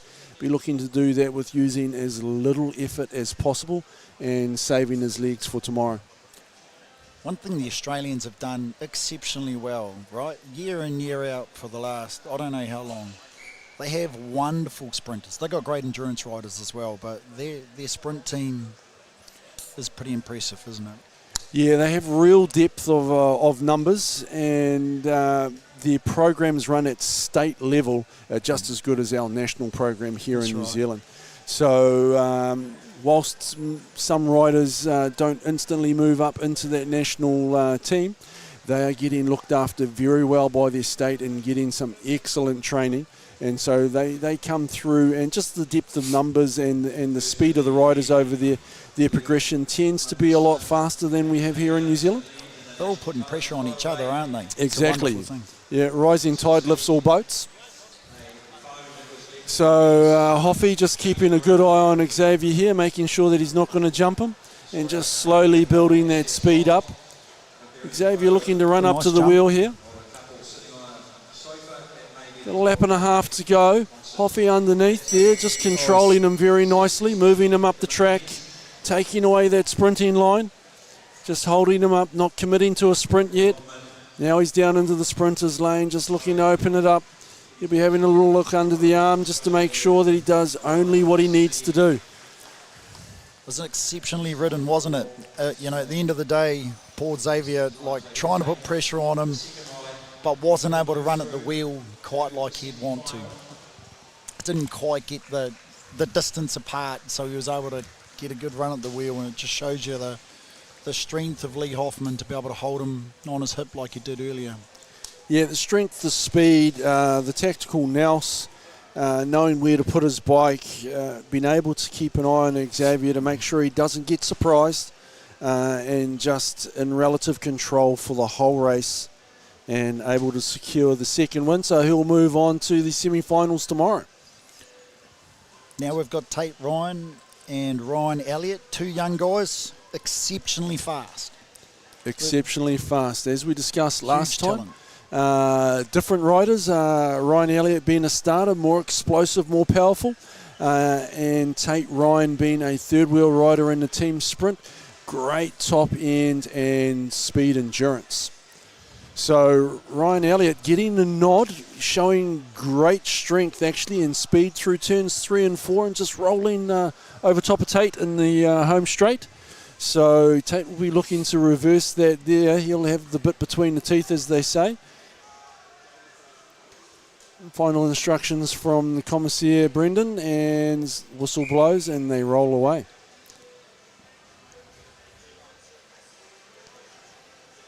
So Ryan Elliot leading out in position 1. Tate Ryan following with 2 bike lengths.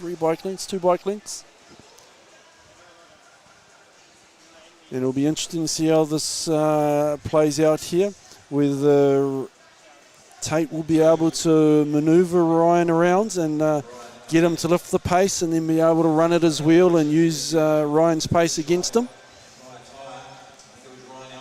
So just pushing up onto the wheel there and almost looking like he's going to ride past, getting Ryan to excel.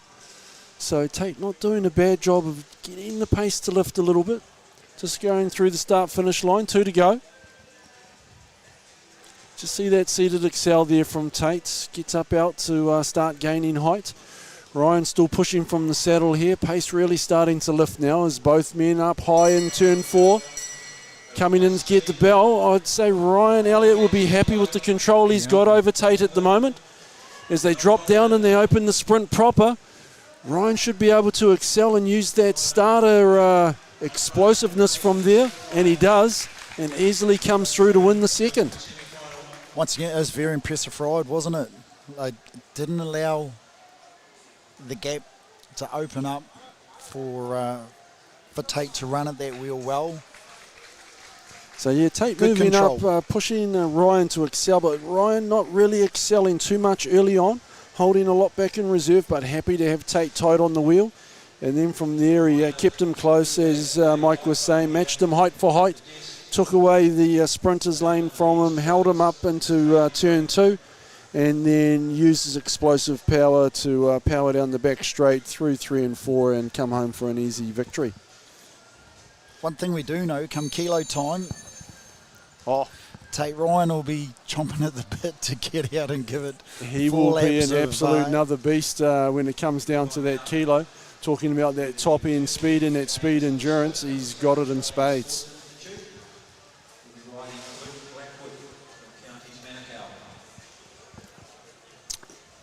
So moving on, we have James Bristow up against Luke Blackwood. So James getting the nod out there in the first race. And so he'll be looking to get this done in 2. Luke looking to turn the tables and trying to take this to a 3rd ride. So James will lead out from position 1, Luke in position 2. There's some words of wisdom from his coach James Verco there. A little nod of the head from Luke. They're set. Brendan blows the whistle and away they roll. So James got that chin glued to that right shoulder, keeping an eye on Luke. Luke just happy to sit a couple of bike lengths off the wheel. Be looking to stay nice and relaxed. Luke was one of those riders that never leaves anything in the pits. Generally, after he finishes most of his races, he's in the bucket, isn't he?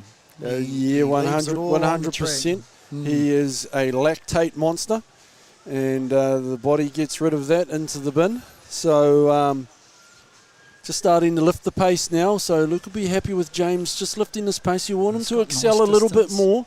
Luke gaining height, which forces James to pick up speed to gain height as well. But they really need to be on it if Luke's going to get a good run at the wheel. Turns 3 and 4 coming in to get the bell now. Luke looking to attack, dropping down, moving up the track. He's got nice height and distance here. This could set up a beautiful run at the wheel here for Luke Blackwood. He's closing that gap down nicely. Has James got enough? Oh, James strong. Oh, a nice little kick from James coming into turn 3 there, nullifying that run into the wheel from Luke Blackwood. So a great tactical race there by Luke Blackwood, setting himself up a nice run at James's wheel, but sometimes it's just hard to battle over that extra speed difference. And James showing that there, coming through for a comfortable win in the end. How far apart were they on qualification, Jace? We're probably looking at about 0.3 from memory. So James was around that 9.7, 9.8 mark. Luke just a 10.0. It's incredible when you think of 0.3 of a second being nothing, but when you see it on the track, converted into power, yeah, it's unfortunately it's another level. We've watched Luke for many, many years. Wonderful bike rider, strong as an ox. Yeah, so that 0.3, you're looking at a 3K difference in speed. Now, local boy, Jackson Russell, Daniel Barber. So Danny Barber getting an easy win in the first one there. Jackson making a mistake early on, not recognising the speed and height that Danny was carrying. A lap out to go. And so recognising that, he'll come out with a whole set of different tactics. So Danny riding away, leading from 1. Jackson at 2, shaking the legs out, trying to stay nice and relaxed. So Danny, a seasoned campaigner, been away on many campaigns with the Australian teams, both national and state. This is wonderful experience for our lads. They haven't been exposed. This is no excuse because they want to be racing against these guys, don't they? Oh, but we don't get enough big competition for our local sprinters. So this is a wonderful opportunity for all these young guys. Yep, racing against some different riders that they don't get to race against here in New Zealand, and some class riders, tactfully very aware, plenty of speed. So Jackson just looking to get Danny to excel here. Danny just doing enough to mark pace with Jackson and protect that sprinter's lane. So Jackson looking to open up, he'll look to gain some height, but Danny marking him real well here. Dropping down into the sprinter's lane, opening up. So Jackson just looking to run at the wheel. I don't think he'll have enough to come off the wheel, but Danny excelling all the way through the corner there. So a closer race than the first race. Jackson will be happy, but still just that kilometre or 2 slower than Danny, and Danny be able to use that to his advantage. Danny's certainly got a lot of torque. Very much. Here, right? And that seated power is very impressive. It looks like there was quite a gear difference between the two boys. Oh, 100%. What kind of gear do you think? So Danny's probably riding in and around that mid-20s, I would say, 124-ish gear. It's a big gear. And Jackson, he's at the other end of the spectrum for a sprinter. He's rolling about 113. So Danny using his power and strength and torque to get that bike rolling fast, and Jackson using to look to use that cadence. For those of you that don't do a lot of bike riding, 113 is still a massive gear. That is still humongous, yes. Takes a lot of power. So again, riders at opposite ends of the spectrum is much the same as Ryan and Tate. Jackson, a starter, used to pumping out small gear, explosive out of the gates, and using that high-end cadence to give good delivery speed coming through. And Danny riding tool 3, usually pushing a big gear, using that torque, using that high-end speed coming through at the end. So that is the end of our rides for our elite men in the quarterfinals. So they'll be looking to recover and come back tomorrow for their semi-finals. And those that haven't quite made it through, they'll be looking for a day off, spin the legs over tomorrow and look to come back for Kieran's on Friday. There's a lot still to go here, over the next few days. And if you were local, I guess, to the Waikato region or Auckland, we're like an hour 20 from Auckland nowadays. It's free to get in and watch. And if you've never spent any time in the velodrome, it's a wonderful place.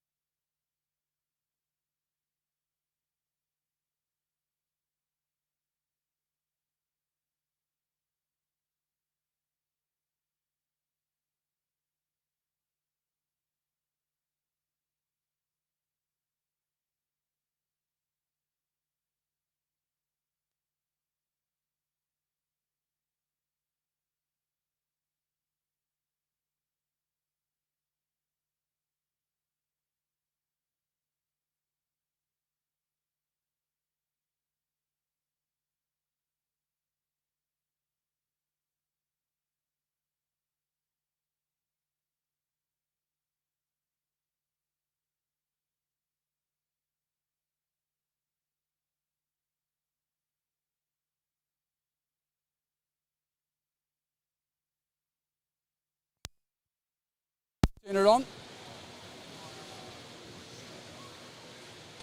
Okay, tell me when it's on. And you should be able to hear the mic through your headset. All right, we're away, are we? Okay. Sorry, we had a bit of a technical glitch there with the volume. Hopefully you can hear us now. Welcome back to Inside the Pit with VeloX. We were interviewing these guys till I rudely interrupted them with a broken microphone. But here we go.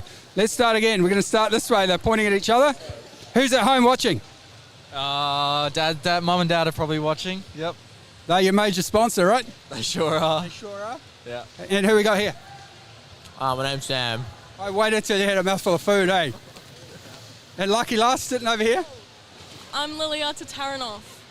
I've heard your name everywhere, but now I get to meet you. I've seen you racing over in Australia when we've been over there. Always over there watching. So, what was the first time you were on the track bike? Probably 8 years ago, back in Perth. And what do you love about it? Going really, really fast. Fast. Love sprinting. Endurance? There you go. Love going in fast with the endurance race as well. How about you? What's the first time you're on the track bike? Probably 5 years ago. 5 years ago? Yeah. And what were you doing before that? I was playing AFL, cricket, all the ball sports. Yeah. So we've managed to bring you over to cycling, get rid of the rest, sticking with it. Okay. How big's your team? There's us 3 enduros, and then we've got a couple of sprinters. They're at home resting for tomorrow. So. And a vote on Cambridge. Thumb up, thumb down, thumbs up. Love that.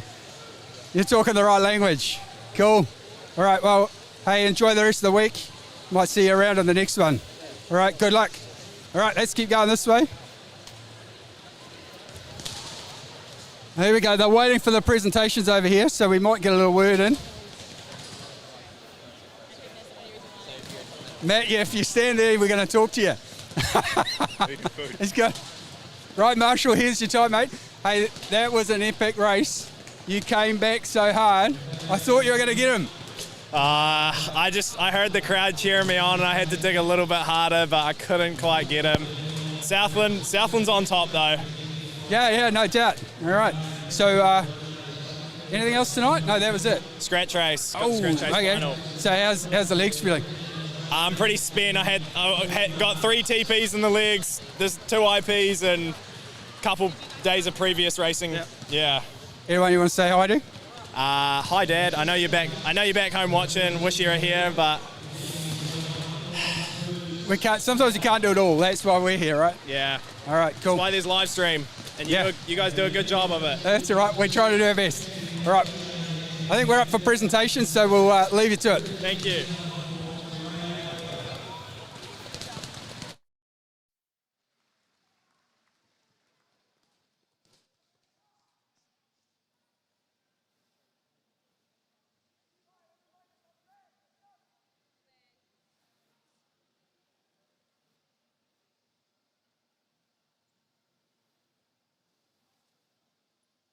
And as mentioned, medals being presented by the President of Oceania Cycling Federation, also a member of the UCI Management Committee, Tony Mitchell.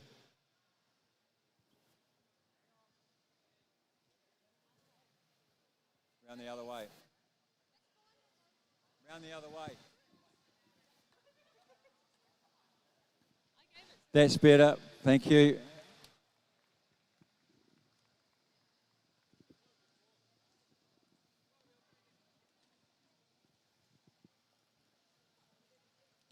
Thank you, ladies. We now move on to the elite men individual pursuit presentation. And again, medals being presented by Tony Mitchell, member of the UCI Management Committee and the President of Oceania Confederation. And in third place, and the winner of the bronze medal, representing New Zealand High Performance, Keegan Hornblow. And in second place, and the winner of the silver medal, also representing NZHP, Marshall Irwood.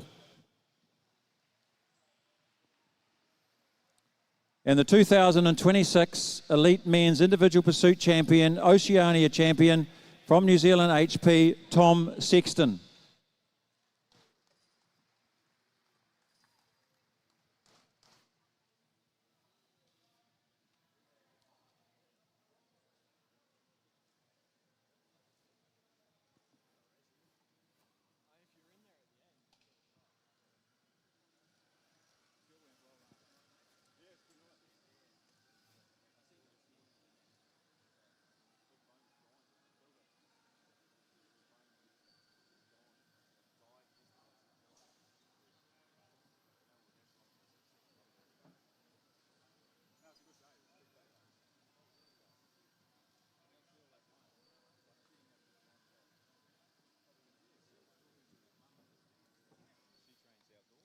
Thank you, men.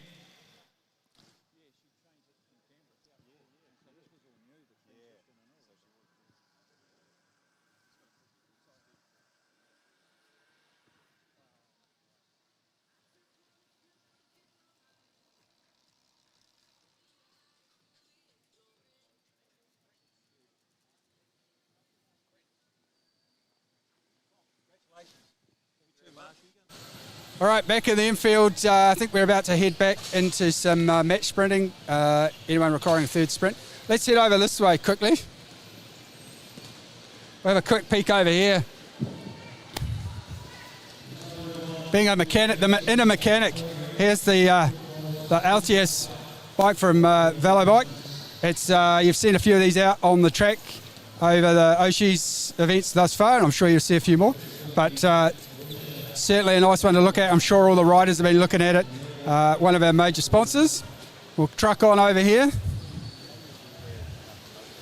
I see someone I know over here. We'll go and say good day. Lockie. How you going, mate? We're on the live stream. Who's at home? Oh, God.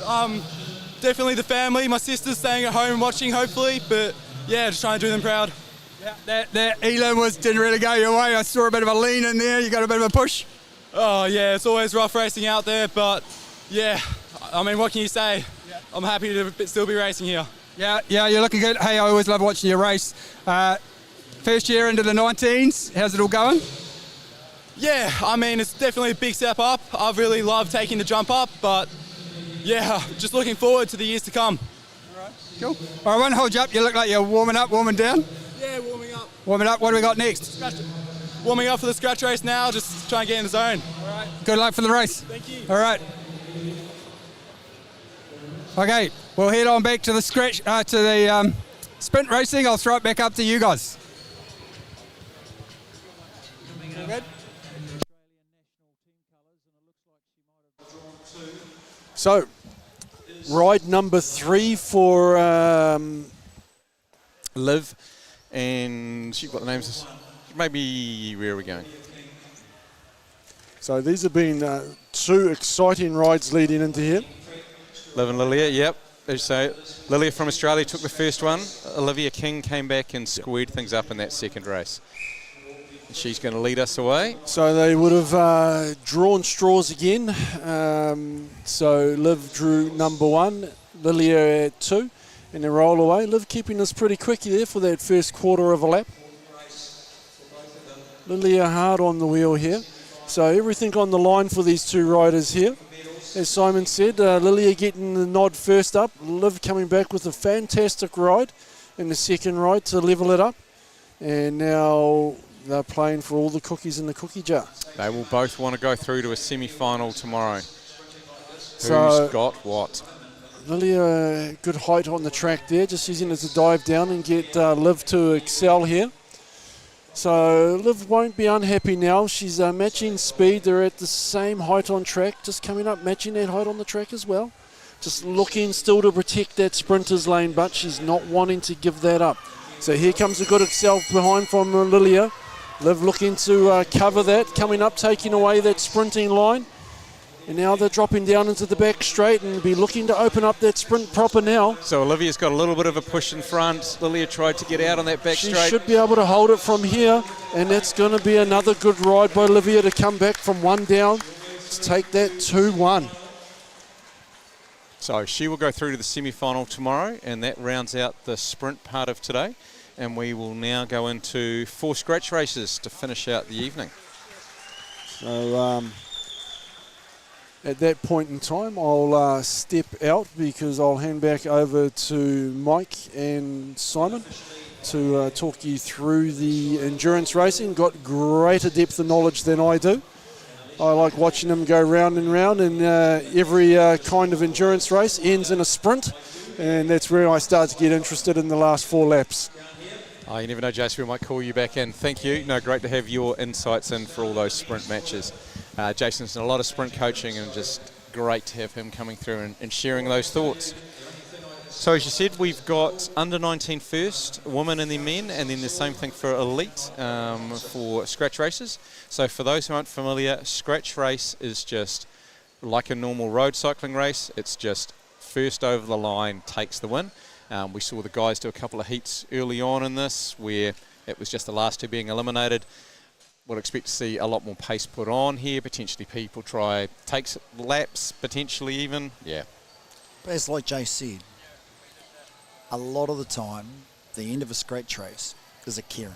Yep. So if there's any young bike riders out there or parents who've got young kids coming through and they're down and out enduros, not natural sprinters, but put them through some sprint training. Yep. Learn how to match sprint. You know, the end of an elim is a match sprint. The likes of the end of a scratch race is often a cairn. So learning those skills, how to position, how to run at a wheel, they're all vital components that can just turn you into a better all-round bike rider, you know. And that's why it's so good when they're young, as you say, that they're doing everything. They're not going, right, I'm endurance, I'm not doing cairns, as you say, just use it as a 6-lap wind-up into the last 6 laps of a scratch race to do your thing. Okay, we'll run through the field we've got. Up on the rail in red, so this is the under-19 field. Shayla Sayers from Canterbury. Behind her, Neve McKenzie in the black, a new rider to track who's going phenomenally well. In maroon from Queensland, we've got Sienna Monteith just sort of sitting up there. In behind her in black, Madeline Bell. And then Eva Wyman in the Tiamutu kits on the red bike rounds out the rail. Down on the black from Queensland, we've got Megan Moore, Maya Pepper in black, Counties Manukau, Lily Keese, Canterbury Cycling in red, Lily Harvard from Cycling Otago in blue, and Hannah Petrie from Canberra Cycling Club rounds out the under-19 women's field. So with 30 laps, it'll be interesting to see how the girls decide that they want to race this. You know, there may be some that aren't quite as good as others at sprinting and might want to look just to go off the front. try and take 1 or 2 riders with them. Can I just make a cheeky comment? What do they feed them in Queensland? Like Toby Jones, who's just moved out of under 19, super tall young man. Tall. This, I think, was, which one was that? Megan Moore. I'm pretty sure there is. Yeah, Megan Moore. Again, really tall Queenslander.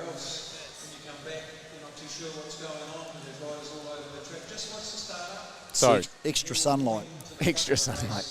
Although we're 30 degrees here today. Maybe it's sunlight. Cambridge is putting it on. In the winter versus what we have in winter here that makes the difference.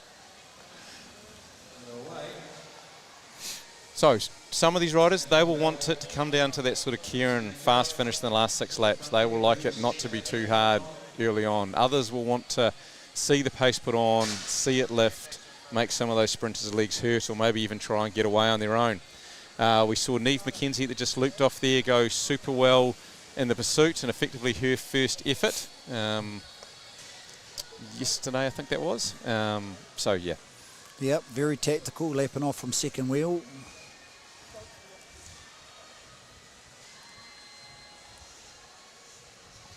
They're all just posturing at the moment, aren't they? Just having a look. And some of these riders are going to want to keep the race faster than this, so they're going to have to do something before long. There's 30 laps is not a very long race. We've only got 27 left, so you know, in a lot of bike races, it takes 30 laps actually just to put pressure on people and start seeing cracks in the field, you know. So it's be interesting to see how they go. You see who's got that confidence to go and push things. So that's Megan Moore on the front from Queensland. She swings up. And then Hannah, also Australian rider in blue, just coming up there. She was the one from Canberra Cycling Club. So shout out to... Nice. Putting some pressure on. This is good. And Neve straight after her wheel. If those two... Neve's been very tactical so far. She's not hit any wind. It'll be interesting to see if she laps off, whether she's going to carry on with us. This is good. Nice. Queensland riders happy to come straight back in. This has split the field roughly in half. We've got a front group and a back group. Neve's looking around for who's going to come with her. The others are all looking for Megan from Queensland to close it back down again. Certainly, Neve's better off keeping the pace on and trying to split this up into 3 or 4 riders. If it goes to the end, you're better off sprinting against 3 than you are against 10, right? So you can see in that camera shot, we've sort of got a group of 6 out the front, 3 getting back on, and we're just losing 1 rider out the back at the moment.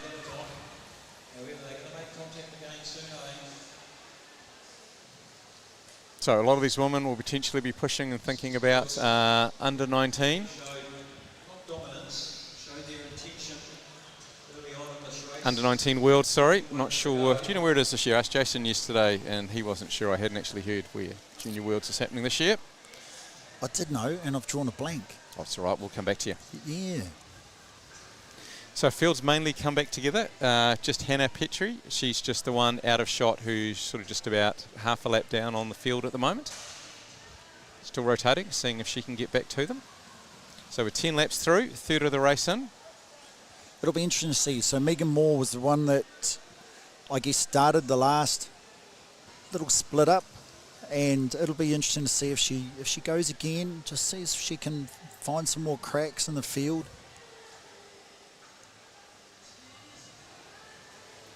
And we'll see if the field reacts a little bit faster as well in terms of going right. These are risky riders. They look strong. We need to close them down if they try and get away.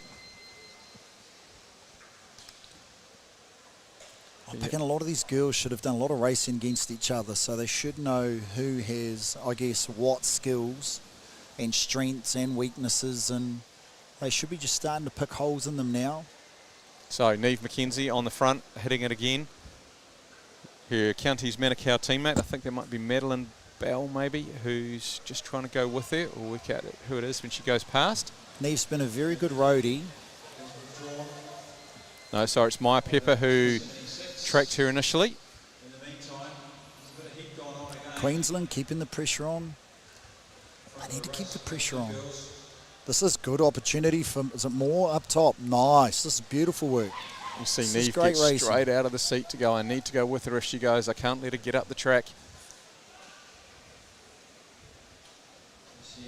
Again, these repeated efforts are hurting some of the others in the field each time it happens. She's stretching them pretty hard, Megan Moore. Yeah, she's certainly opening up gaps through the bunch. Now if these others can get across to her, they just need to all keep working. So you can see that's the full field as we've got it at the moment, but there's kind of 3 or 4 on the front, 3 chasing, and then another 2. Neve wants to keep this going. Good girl. That's awesome.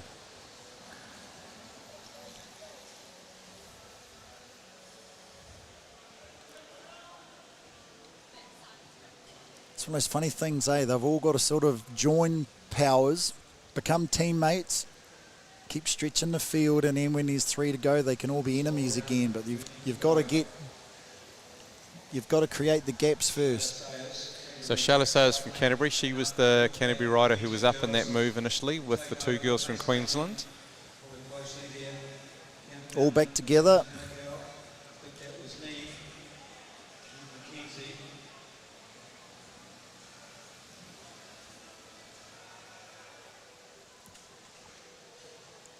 $12 to go. It's a real game of chess, isn't it, at the moment? Yeah, lots of looking foxing. We've sort of seen those 2 main moves kicked off by Megan from Queensland, but no one else looking to initiate. Neve certainly marking her, but not initiating it herself.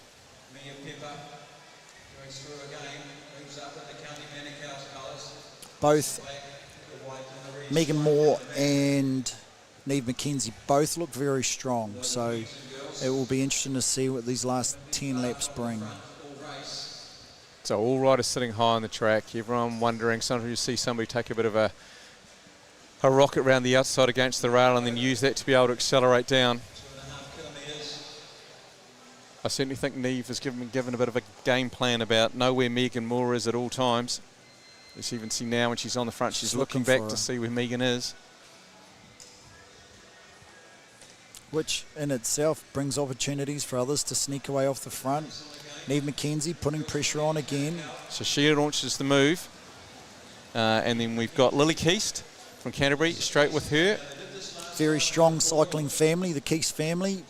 Sienna Monteith is the Queensland rider right up there at the stage. Again, we've got a couple just being stretched off the back, but move not really going away yet, so we're going to still be together at this stage unless it goes a little bit harder. Sienna Monteith, very prominent Queensland colours. They bunch up again. We know they're getting close to the business end. So just under 2K to go. Kilometre, under 19, Oceania women's scratch race. At the moment, certainly we're seeing any time Neve Madeline or Bell, Megan she move. should just look to put some pressure on these guys. Like she could tempo off the front there, right, and actually find herself 50, 60 metres off the front if she wanted to. But you've got to put yourself out there at some stage. Yeah, particularly she could take a risk and go, oh, I've not been as heavily marked. Can I get off the front? Might not work, but if you don't chance it, you'll never know. No. 252, moving to the back again. So once again, same thing here. She could just sneak off the front. She only has to tempo. Here we go. Megan Moore. She launches from the back, uses the steep part of the track Neve's to get going. straight away. Neve's had to use her power, though, to accelerate up. I think that's Madeline. No, sorry, it's not. It's Lily Keast from Canterbury who got across there pretty quickly. So we've got a front group here. Eva Wyman from Te Awamutu. She's up in the front half this time. Be interesting if they all sit up here. Someone's got to take a flyer at some stage. There's only 3 laps left. Only I guess you 3 say laps it's a good opportunity. You back your sprint phenomenally. And when you look at what's been shown here at the moment. And here we go. Targa Girl is doing it smartly around the outside. That is Lily Hubbard. She used the height. She's gone off the front. Who's going to go after her? Who's going to look around? She looks good.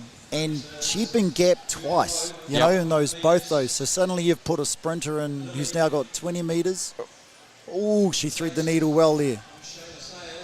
So Shayla Sayers that was on the front trying to pull through. I think there was Lily Keys from got Canterbury 20 metres coming to around. work with.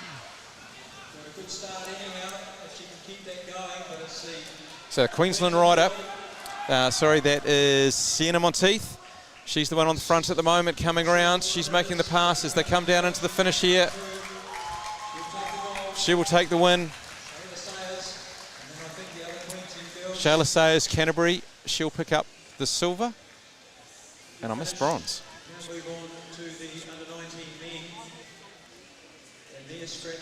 Sienna Monteith. Oh, Sienna Monteith was first. Yes.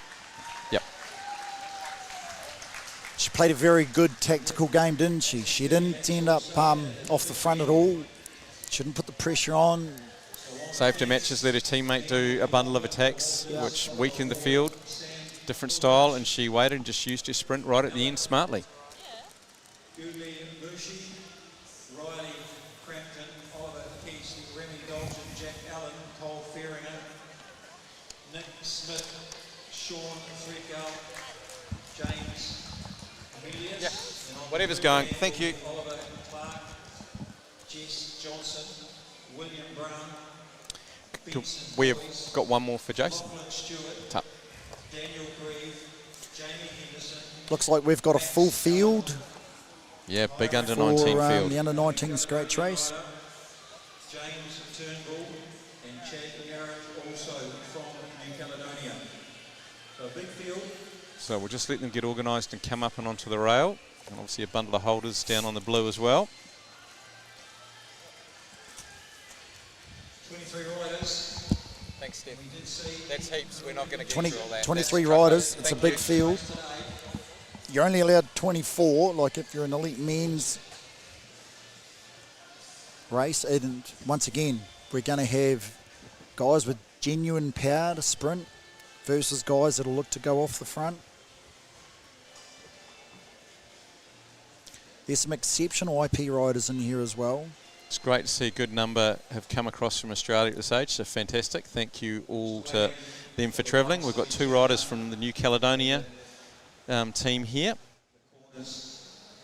Just the fact it gives these young guys opportunities to race against different people, right? Different styles. And in a big, strong bunch. You know, sometimes they might be just go to Worlds, this is the size of the bunch they're going to have, whereas plenty of other times, sometimes racing either domestically in New Zealand and I'm not sure, but possibly Australia, you might get a bunch to this sort of standard or this sort of size in a race.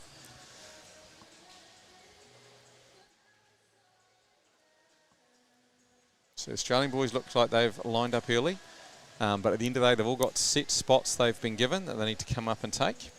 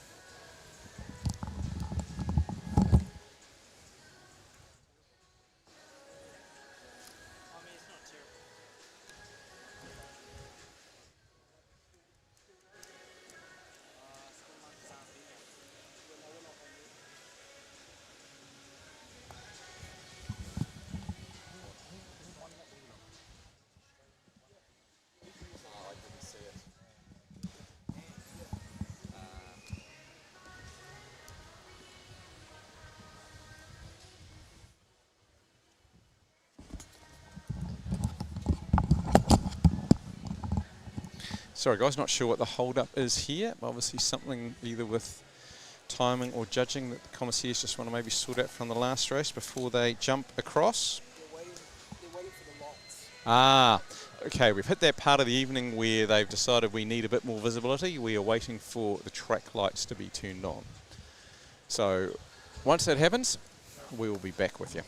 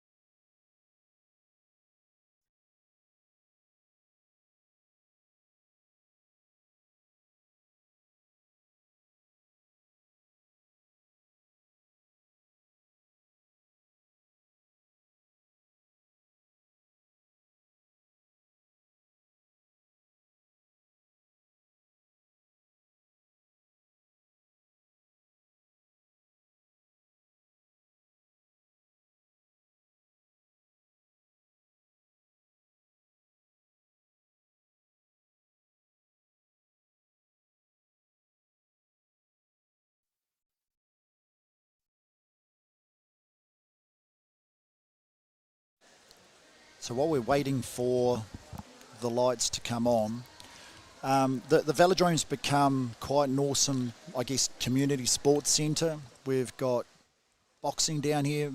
Michael Pedersen does a great job at running the boxing down here every night. I think we've got Brazilian Jiu-Jitsu here now as well. Yeah, I didn't know it was judo or jiu-jitsu, but yeah, they're in there throwing people around and pinning them down on the mats. Yeah, it's wonderful that there are so many different options now. But also, as I said earlier, we're an hour 20 from Auckland now with the motorway. If you're in the Waikato or around the Cambridge area, while the Oceans is on, it's actually free to come down and watch. If you get sick and tired of listening to us, you want to come down and experience it for real. But if you've never seen the banking inside the velodrome, 43 degrees, you'll never walk down it, you'll slide down it. So it's worth coming in and having a good look and getting a full appreciation of, I guess, just how fast these guys have to go to stay on the track. The bike handling skills, the speed. It's a pretty night. It's a pretty awesome night. Jones waving out. And on that, as you say, yes, the live stream's great. Lights are coming on, everybody, so we'll be racing soon. But Mel, I'm particularly shouting out to you. The one race to come and watch live is the Madisons whenever they're happening. So come and check. I think that's Saturday. Yeah, come and check that one out in person. We just can't deliver the experience, unfortunately, on screen that you get live seeing what the Madison is. It's just a great race to watch live and be able to take in person. Tomorrow we've got the Elite Men's Omnium. So once again, another real good day of spectatorship as far as that, where they go through a whole, scratch race, tempo, elim, points race. So right, as the bulbs continue to warm up, they're rolling the riders around so we can give them their instructions and get things underway. I promise you it doesn't look as green in here as what it does on screen there, but that's just the camera starting to adjust with the light changes. Big power bill, unfortunately, for this place, running all the lights to this level of competition standard. If you come down, expect to be warm. Yes. It's a warm place. Shorts, T-shirts, jandals. Don't bring jeans. Just feel for the commissaires who get made to wear long pants. Hey, we'll run through the field. So Lachlan Walder's running up fast first. So he's from Queensland. And behind him, Oliver Ward, South Australian Institute of Sport. Samuel Hilditch, Queensland Academy of Sport. Alec, I'm going to say Glipimi.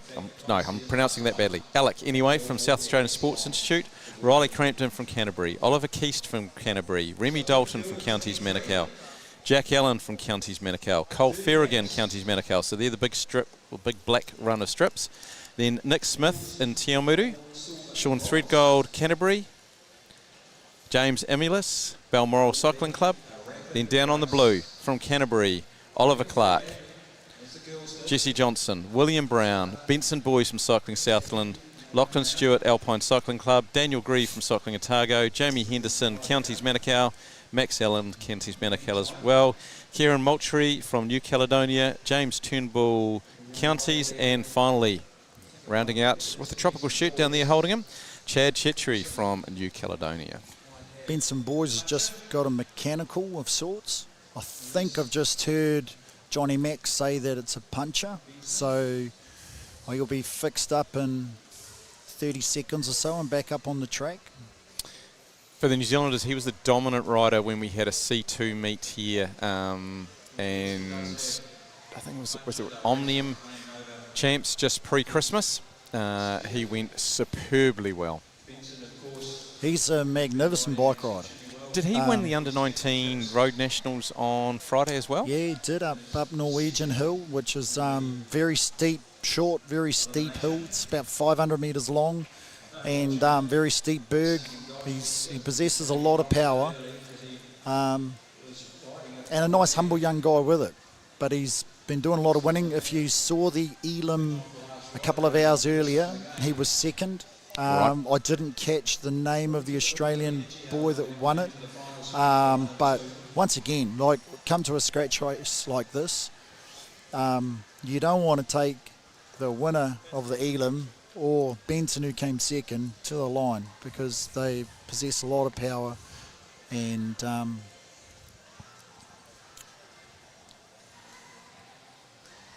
they've obviously both got big engines to last the end of an Elam as well. So Benson was interesting. He almost rode the Elam from the back for the whole race, which you don't see very often. Yeah, it makes it hard work doing that. Yeah, yeah. A whole lot of sprinty hits, that's for sure. He's a strong, solid young man. So we're just waiting for his bike to come back up. It looks like he's now got a 4-spoke Karima to replace the wheel that he had.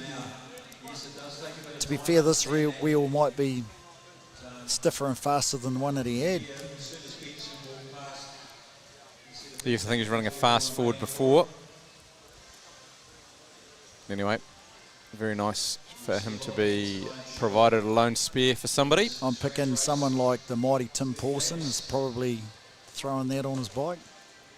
Might have even been Cycling New Zealand who pulled it out. They were the one who ran across with it, whether it's in their spares or whatever, I'm not sure. Okay, we're away racing now. So 30 laps again, 7.5 kilometres, bigger field. Expect more attacks to happen as a result.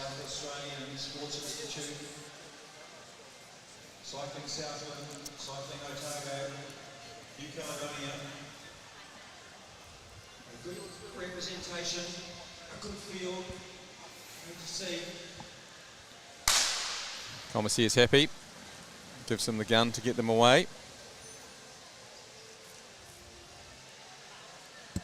So Jesse Johnson's wearing New Zealand national strips. He's got a national jersey. Yep, from obviously winning this at the national champs last year. Be his last opportunity to wear it, and after today until nationals in a few weeks' time.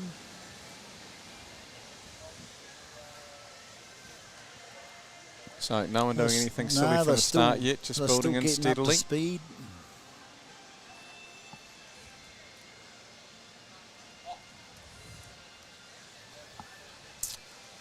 Benson pulling half a lap. Testing out just that really new front wheel. These guys should be instead of just through and off.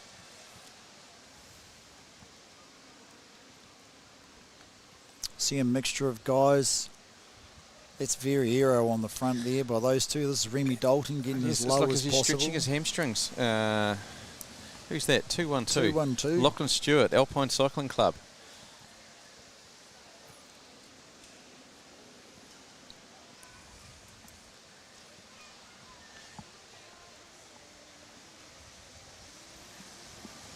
So not too much happening yet.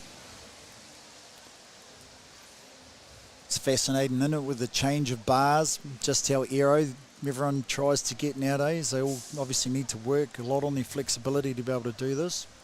Yeah, all really stretched out. And here we go. A little bit of heat coming from the front. So that was Riley Crampton. Gaps already, little gaps starting to split. When you've got a field this size, you probably don't want to be rolling all the way to the back. You might want to roll back 6, 7 wheels, pop yourself back in. Why that way? You know, you're going to get a lot more draft surely if you're 20 or 30 backfish. Why jump in halfway? If someone drops a wheel halfway down, you've got a long way to get back to the front of the race, right? So it's a matter of playing that tactical game.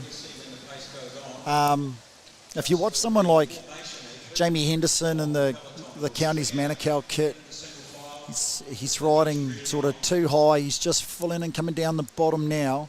He's actually very, very savvy tactical bike rider. So he's 216. Now, if you take him to the line, he kicks like a mule. He's very, very fast, man. And, you really want to try and loosen his legs up before he gets there. But yeah, no, he is super strong, as you say, yeah. And tactically very good. So,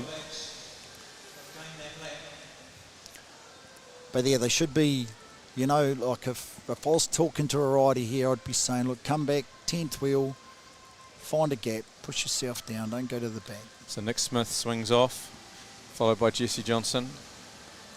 A couple of the South Australian boys just swing off the front. Oh, have we got an attack coming? Here we go. Rider off the front, nice. One of the South Australian riders will pick up who it is as he comes through. Nice move.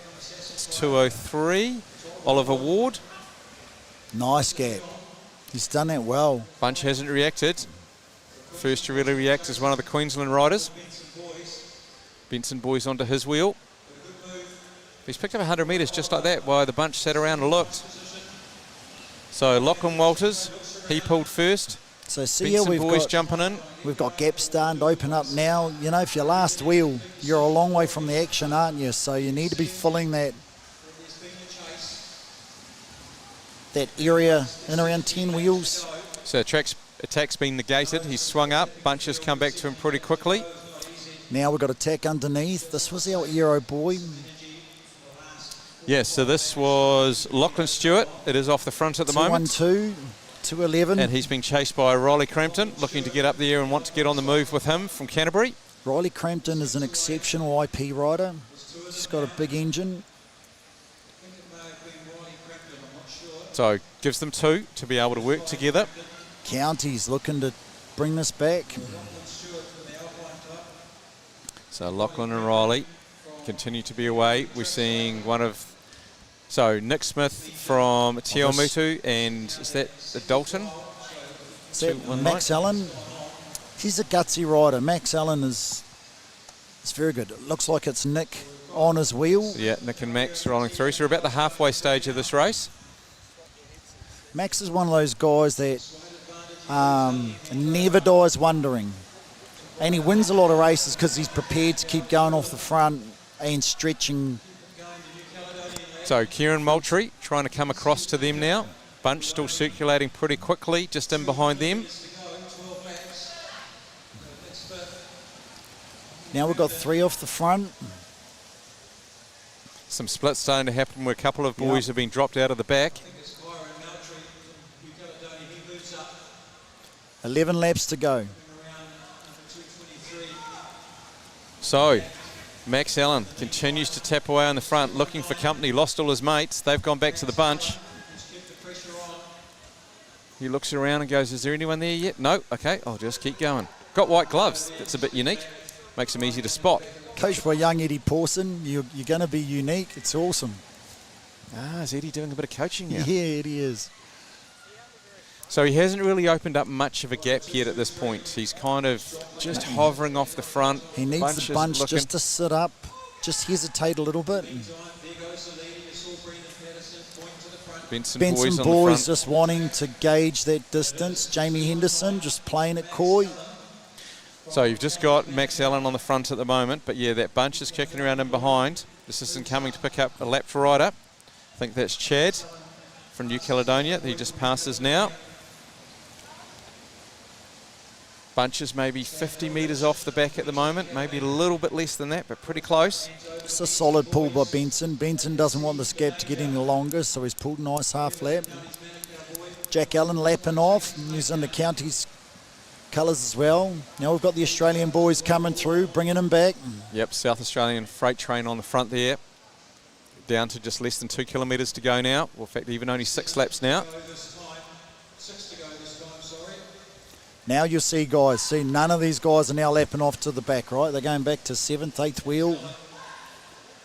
They're all looking for position. Max Allen, he's just going to be swamped now. He's spent a lot of laps out there. He's given it a go, but it hasn't worked out for him. Jesse Johnson not wanting to see the front yet. Oh, he's having a look. Oh, he's gone. So he'll get a reaction. New Zealand national champ on the front at the moment. It's hard to hide when you're wearing that jersey. 4 Australian riders chasing him. Benson Boys sitting in great place in 6th wheel at the moment. If he can sit there, same with Jamie Henderson behind him. Daniel Grieve, he's on the back of that group. There's a little bit of a split for the rest that they need to get back in terms. Daniel's very strong bike rider. Now with 3 to go. And this is where we become like a Kieran. So the South Australian boys, is he going to lead it out for his teammate? He's looking to see how much pressure to put on. He's only going to want to be riding 80% at the moment.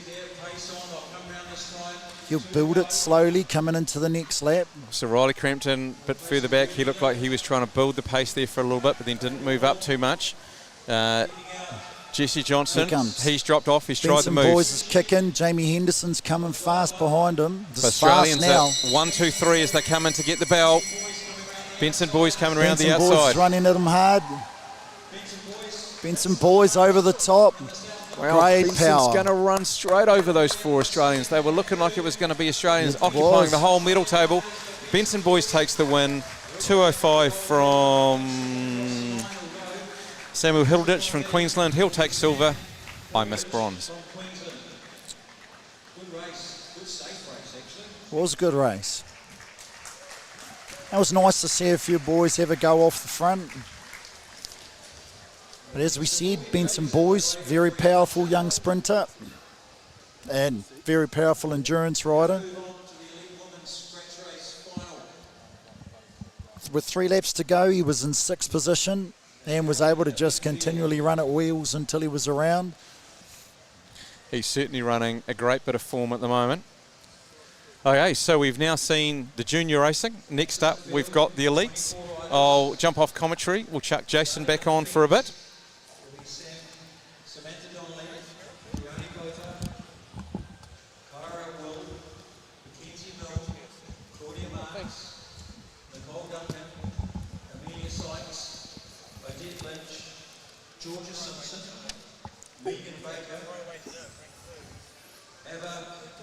All right, so next up we have the women's elite scratch race. So the likes of, as you saw earlier, Bryony Botha and Prue, they've already spent their cookies doing an IP final. We have a big special mention, Mackenzie Milne's birthday today. I guess we've been lucky enough to see Mackenzie ride since she was like 10 years old, and pretty cool to see her with her birthday, and she's been back active the last couple of years cycling. She had a little break. A little break, yeah, went away in the wilderness, obviously trained really hard, come back an absolute beast, and she's been putting people to the sword, and she'd be hoping to sneak away for a victory tonight as a little birthday present, but I doubt any of these ladies are going to give it up to her. At some stage, I'm sure you'll see her have a tickle off the front. Yeah, 100%. She's that type of rider, isn't she? It wouldn't be a race with Mackenzie Milne if she didn't give it a nudge off the front. So we've got Samantha Baroni, Kira, Mackenzie, Claudia, Nicole, Amelia, Odette, Georgia, Megan, Ava, Sophie, all rolling from the fence. And then we have Maeve, Prudence, Sophie, Riley, Lucy, Isla, Tegan, Maya, Elena, Sophie, Hannah, and Morella from the blue band.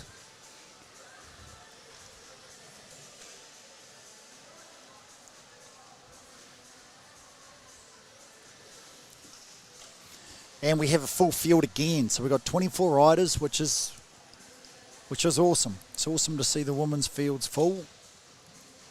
One of the interesting things, we've had a lot of team events yesterday with the sprints and the TPs. And so but there's a lot of riders here that actually haven't seen the boards until now. So they've kept their powder dry, come out for the scratch race. I definitely think we need, Mackenzie's been looking up this way, we need a camera on Mackenzie, give her a big happy birthday. Yeah, just zooming in there, she's just stuck it in behind the Aussie riders there, but Mackenzie Milne's birthday, so we'll shout it out.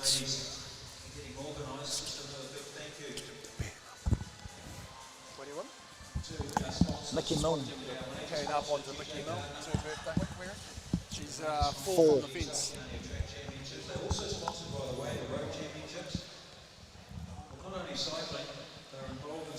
So there we are.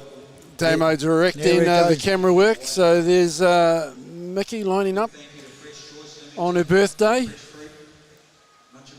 looking to give herself a nice birthday present with a little victory here in the old Scratchy.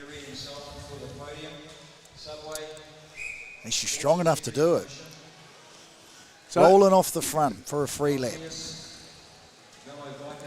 Roll away, take that neutral lap, get themselves sorted out and up to speed nice and safely. Starter will fire the gun and they're away. Race is on, 40 laps, 10K.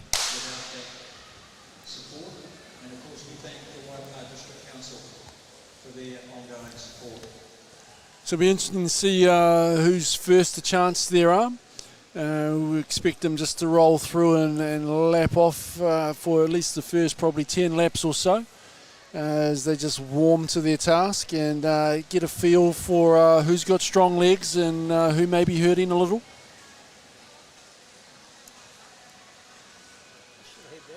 That's the live chat on the street.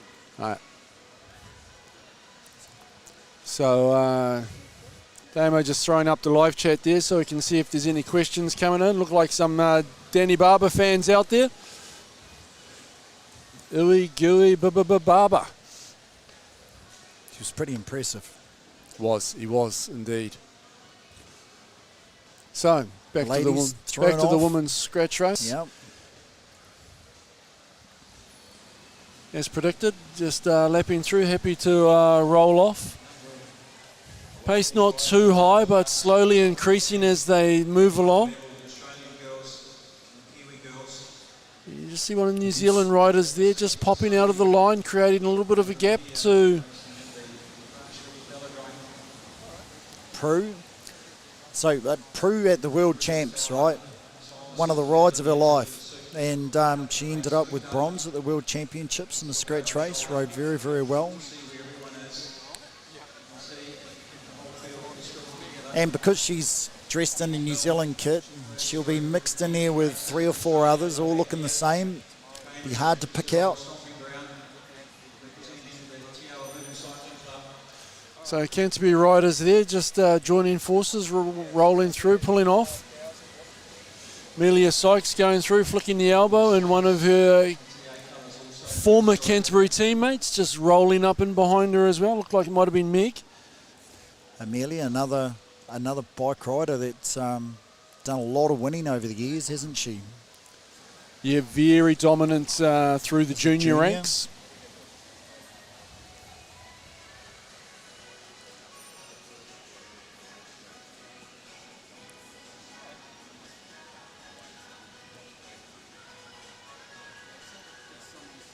It's a big game of chess at the moment. They're all through and off. So Kenzie Milne rolling off.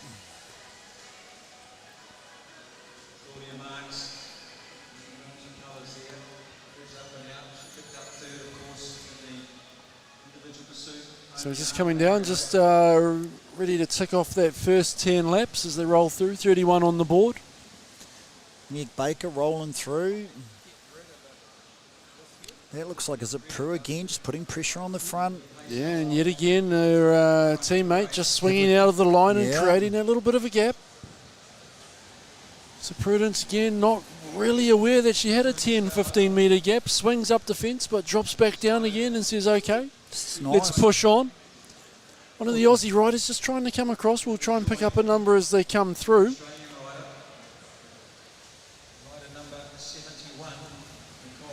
Nicole Duncan. So Nicole, she's just bridged across up to Prue, and they'll be looking to work together and try and make this breakaway stick. This puts a lot of pressure on, I guess, people that are not from national teams, right? So the TA riders, Canterbury riders, need to be putting some effort on the front here just to contain this, not let it get too far away. Yeah, so you would expect that the Australian and New Zealand national riders in the national team, they'll only soft pedal when they're on the front, because they don't want to chase down their teammates, and they'll leave that up to the state riders and the local regional riders, club riders from New Zealand. So they'll have to lift their game if they're going to pull back those 2 riders.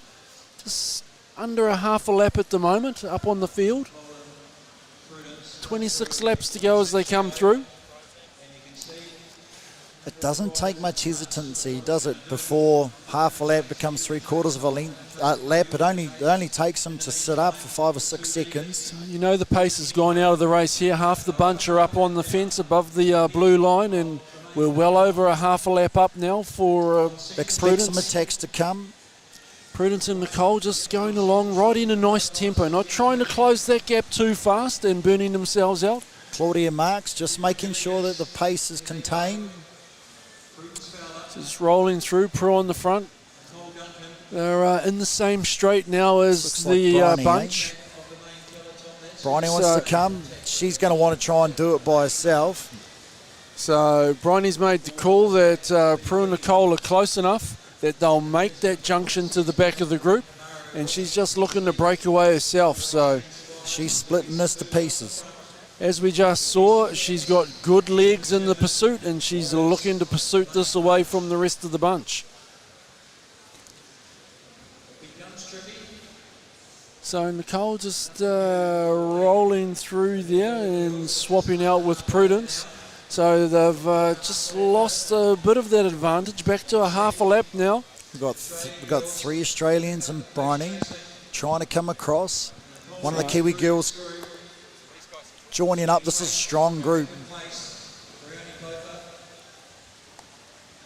So Sammy Donnelly's come across. So we've got 2 Kiwis and 4 Aussies just looking to bridge across, and Nikki Milne trying to come across. Prue and Nicole has swung up to wait for this larger group to come through, and then they'll drop in and get a little bit of recovery. Mackenzie looks like she's going to get across to this. Yeah, they're just looking at each other before they start to form up again. So that's going to allow Mackenzie Milne to get across. Amelia Sykes not far behind either. Just looking to bridge across. And it almost looks like after all that effort, they're going to let the bunch come back together.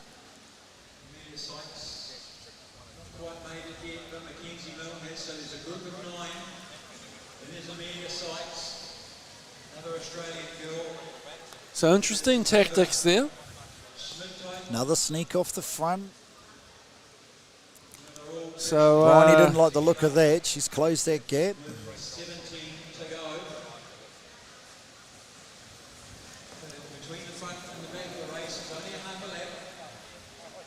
So Sophie Edwards earning the respect of the Kiwi riders, just looking to sneak away there, and they were having none of that. So in Sophie, you can come back and hang out with us. It's like Myers through. It's just Riley. Yep. Riley just pushing off the front there, but having a look back over his shoulder, rolling up, just letting the rest of the group come through. So it's just almost all back together. Just got a couple of stragglers off the back that are just trying to get back to the group. 15 laps to go as they roll through. Sophie leading them through. Rolls up, lets the group come underneath.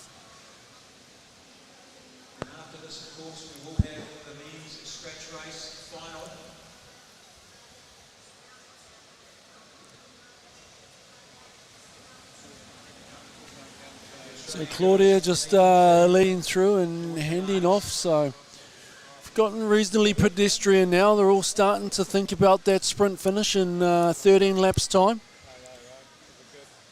Just rolling up, having a look. You can tell that the pace has gone out of the race as most of the group are sitting up above the stayers line, riding high on the track.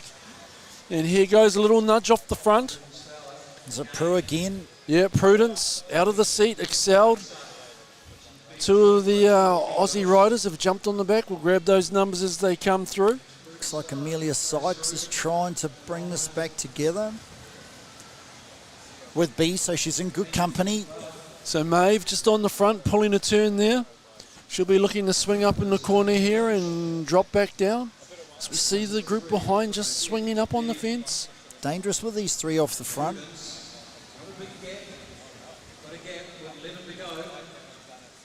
Odette being the 3rd rider out there. So Maeve, Odette and Prudence just looking to try and establish another gap. Just coming up on a few lapped riders here. I'm picking it won't be long before someone like Bryony's going to try and get across. So it looks like young Hannah and Elena just feeling the pace, and so there's drifting going down 1 lap here. So 3 leaders, 9 to go, starting to get Bryony's down to the business end. Can Riley get on her wheel? Riley doesn't want to do it. That's now opened up big gaps. Yeah. So Bryony travelling really fast here. She's going to club. She's going to keep her momentum, go around the outside. Yes, she is. Oh, she's well looking done. to make this a 2K time trial. Oh, she's done very well. So she's hit that front group with real pace, and no one's been able to respond. Opening that, she's got a nice spread of lapped riders that she's running into the wheels and picking up drafts. So this is really going to help her maintain her momentum as she goes around. And Maeve Plouffe, she's working really hard trying to bring this gap back. Bryony's as zero as she can be. And as we've just seen, an excellent pursuiter. And she's got 6 laps left to try and stay away. So now we've got 2 Aussies, 2 Kiwis together in that chasing group behind Maeve. Yeah, not working really cohesively there. Just having a little bit of a look at each other, and here goes an attack over the top from Sammy Donnelly, yep. 4 laps to go. So the gap's now coming down. Bryony's starting to feel the... Maeve Plouffe, she's got a little bit of cover there. Is she going to be strong enough to pull her back? Sammy closing down that gap pretty quickly now as well. Those two working together. I think we'll get a quartet Sammy out front with about 2 to go. Yeah, so Bryony is swinging up, Maeve's swinging up as well. All looking around each other. I think they've got enough of a gap that the bunch won't come back to them, but the more they play around, the more they are bringing them back for too long. 2 laps. Bryony looking back. 2 laps to go. Who's going to jump first? So Bryony just pushing on those pedals again, just picking up the pace. She's happy to lead it out. Coming back in to get the bell. Now she's going to have to try and hold Maeve on the hip. Samantha Donnelly coming with some speed. She attacks nicely over the... 4th wheel looks dangerous. She's coming fast.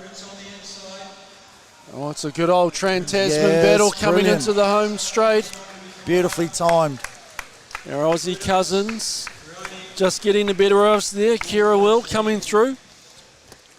Kira Will worked with Samantha Donnelly to bring that back too. It was her and Sammy that were working hard to bring that back, so she's done a lot of work through there. Yep. Took that little micro break as they sat on the back, and Bryony was happy to lead them through to the bell. And then both stepping out and having a good old ding-dong for the sprint finish. So it was a great race. Isn't it amazing, like, as those races stretch out, you're just able to put more pressure on different bike riders. Like I said, you know, splits happen halfway, 3/4 of the way back. Yeah. And it's brutal. It is indeed, and smart riders, when they're swinging off, they're not just swinging off and looking to go to the back, they're looking down, they're looking at where other riders are sitting in the field and whether there might be a slightly weaker rider that's between them and one of their main rivals, and they'll take note of that next time they go through the front. They'll really put the hammer down and try and make that break at that junction. And then those riders that are caught behind those weaker riders, they have to work extra hard to get back up. And while that particular attack may not come off, that's a little bit more pain in the legs. A few more matches burnt by your rivals, and then you can attack again later on in that race. Well, as you saw with Prudence, right? Like, did she throw 3 attacks in? Yeah. Split the field to pieces, force the strongest riders to get across to her, and then obviously Bryony using her pace and acceleration, momentum that she had, and she basically had to think, do I go full bunger? And she went full in, didn't she? She did. So twice she basically soloed across, dragging a few other riders with her, soloed across to the leading group. On the second occasion, she made the decision that she was going to maintain that momentum and attack over the top. And very strong ride from her. I'd suggest that the cumulative effect of the racing load that she's had on tonight with the individual pursuits and as well as the bunch racing just took hold of her towards the end of that race. Dulled the legs a little bit. So we have the elite men just rolling up onto the apron now. Eddie Pawson is first off the rail. Nick Kirgy, second. Liam Welsh, third. Keegan Hornblow. Some pretty awesome bike riders there. Samuel Washington, Magnus Jamison, Joshua Duffy, Jack Dollar, Cole Paris, and Daniel Morton and Jack Gillingham. Surprised to see Dan Morton so far back in the field on here. Much stronger rider than they've seeded him. Interesting how it goes, isn't it? Yeah, so rolling from the blue band, we got George Jackson, Joshua Greaves, Hunter Dalton, Tom Sexton, Marshall Irwood, Tom Cornish. Don't take Tom Cornish to the line. Ex-sprinter. They'll be looking to shell him early on. Got Rowan Hayden Smith, Zach Patterson, Lucas Bimmy, Kirill Mortree, Toby Jones, and Lucas Murphy. So, Tom Cornish lining up here, Mike. Would you be shelling Tom early on, or would you be taking him to the line? You just got to, don't you? Hey? You just cannot take that kind of horsepower to the line in a sprint. It's fair to say that that no one else will be able to produce the watts that man will be able to. I believe, and I'm pretty sure with what I saw yesterday, from wheel one, he was doing a 2 3/4, and then he was coming through for a double. Yes. There's not many first wheels around the world that'll do that. And that double wasn't maintaining, that was excelling the whole time. So he dropped those last three riders off in a really good position in the team pursuit yesterday. So I guess it can be a good thing and a bad thing, because if you're sitting second wheel while he's coming through to pull his double, when you hit imagine the watch you're doing behind him, no matter how big he is. This sounds like pain, doesn't it? But it's impressive. Oh, 100%. So there will be some interesting tactics at play here. I doubt any of the New Zealand boys will want to see him in the last 4 laps at all. Their plan would be to shell him and get rid of him as soon as they possibly can. And obviously we've got a few other dark horses there. The old flying mullet at second wheel, George Jackson. He's not shy of throwing down nearly a couple of 1,000-watt bombs as well.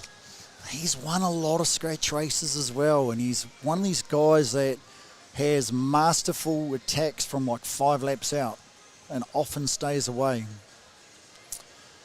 Dan Morton coming through to the front. So they get the gun. Just rolling through. Race is going nice and easy. Magnus sitting at second wheel. Wearing the New Zealand kit, or the New Zealand jersey for the scratch race. Here's another guy. Runs at a wheel very, very well. You don't want to take him to the line. Oh, yeah, very canny rider. Danielle and here's another canny rider coming through, Marshall Irwood. Jumping in, leading the bike, riding on one of the sponsors' bikes, the Velo Bike LTS. This is rapid pace now. Yeah, so you've definitely seen the Eddie pace P coming through. Greaves on the front. Dan's back on the front again. So the bunch strung out in a long single line. That's a good indicator that the pace is high. Yeah, Everyone looking. He's going for a look. Dan Morton's one who's not afraid to go off the front. It's got a little bit of a gap. And he swung up, had a look, and he goes, okay, if you guys want to catch me, I'm going to make you have to catch me. I'm not coming back. So swinging up, having another little look. Jack Gillingham looking to try and chase him down. So George and Keegan going off together. So the bunch just swapping out in behind. This is interesting to see what happens here. So Dan having a look back, he'll be doing some calculations on how his legs are feeling, how much of the gap is opening up. He needs the tempo. He needs to just look after himself a little bit. They're obviously not letting him get too much distance. No, pace is still fairly on in the bunch. As you can see, it's fairly well strung out. Riders dropping back down into line. So Dan's getting close to that point where either he's going to shell it and swing up and come back to the group, or he's committing. This is my move. So Rollers just rolling through. Marshall leading them through, coming through. 33 on the board.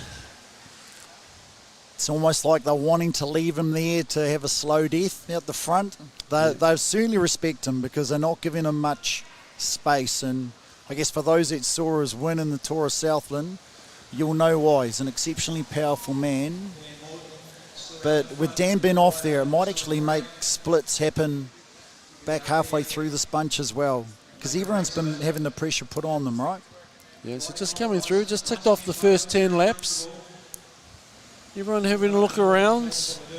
Looks like Rowan there. He's just trying to push out and maybe thinking about trying to bridge across to Dan. And we've got a soft pedal. No one else really interested. Looks like Josh Greaves wanted to have a look at it. He's saying, look, Rowan, if you're willing to go across, I'll catch a ride. So he's just looking to try and bridge that gap. Marshall Hillwood wasn't wanting things to get away. Just put some power down. Keegan, Hornblow coming across. Now this is starting to look interesting.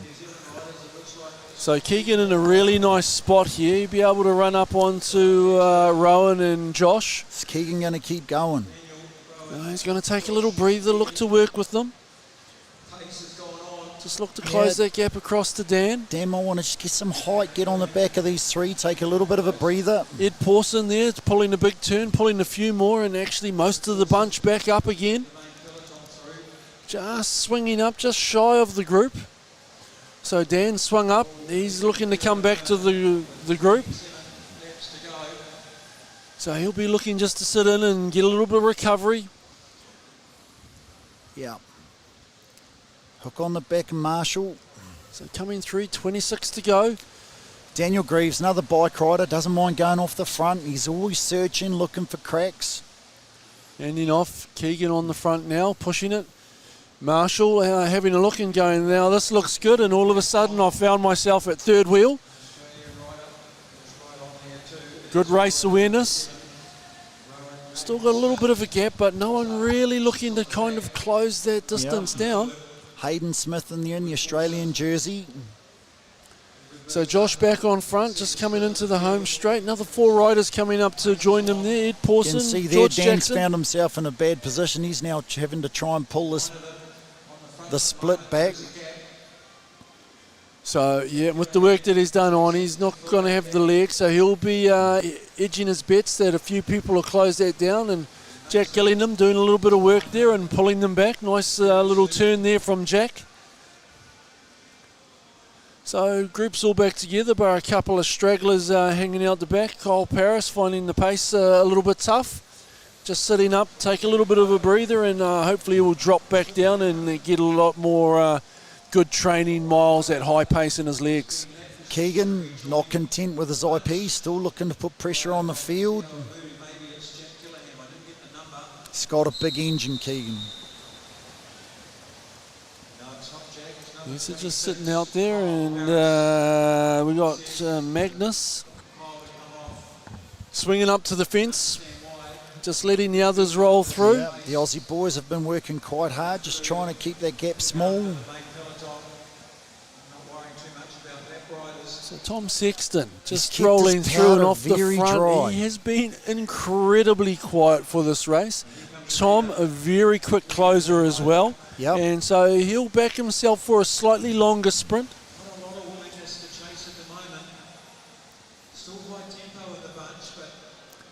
And so here you see a concerted effort now. The pace has gone on. They're all strung out, not willing to let Keegan stay out there any longer. Time to bring him back, coming through. 18 on the board to go. Liam Walsh pulling him back. He's a man with a fair bit of horsepower as well, isn't he? Yeah, Keegan, good awareness. He's had a look, saw them coming, and he said, right, I'll swing up and try again later on. So Com's just signalling out to the lapped riders. So it would be Toby Jones. I've just called him out of the race. Toby not happy. I think he was looking to have a little rest and drop back in. So, and the race goes on. Zach Patterson, he's finding it hard, and he's also been given the whistle of death. Come off, please.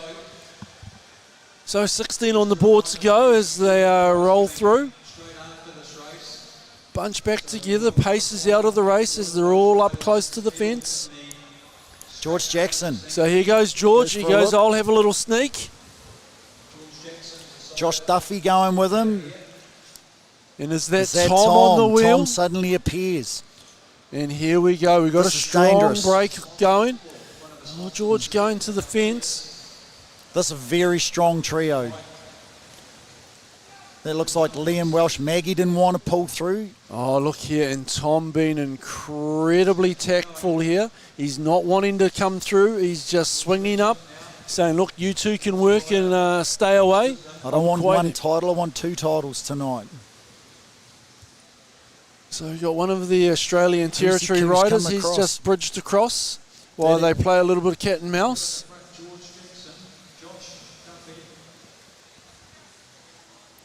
So Liam Welsh, obviously, once again, like he can sprint. You know, he's not a guy that these guys will want to take to the line. So Jack Dollar there, he's the got across and he's in this, making it a group of 5.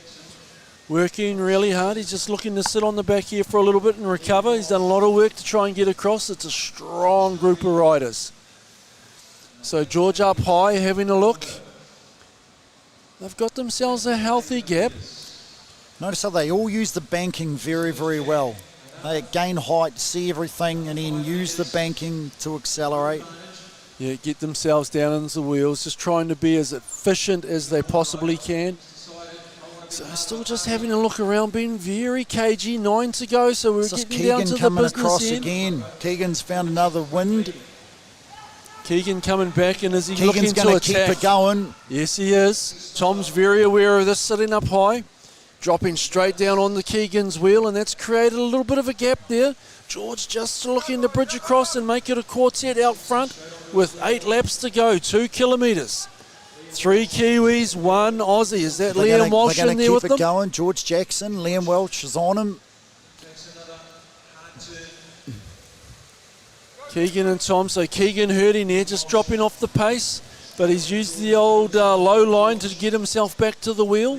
It's a perfect example of how guys soften the field up over 5 or 6 blows, right? It's like a dozen sledgehammer blows. So George Jackson leading them through, 6 to go.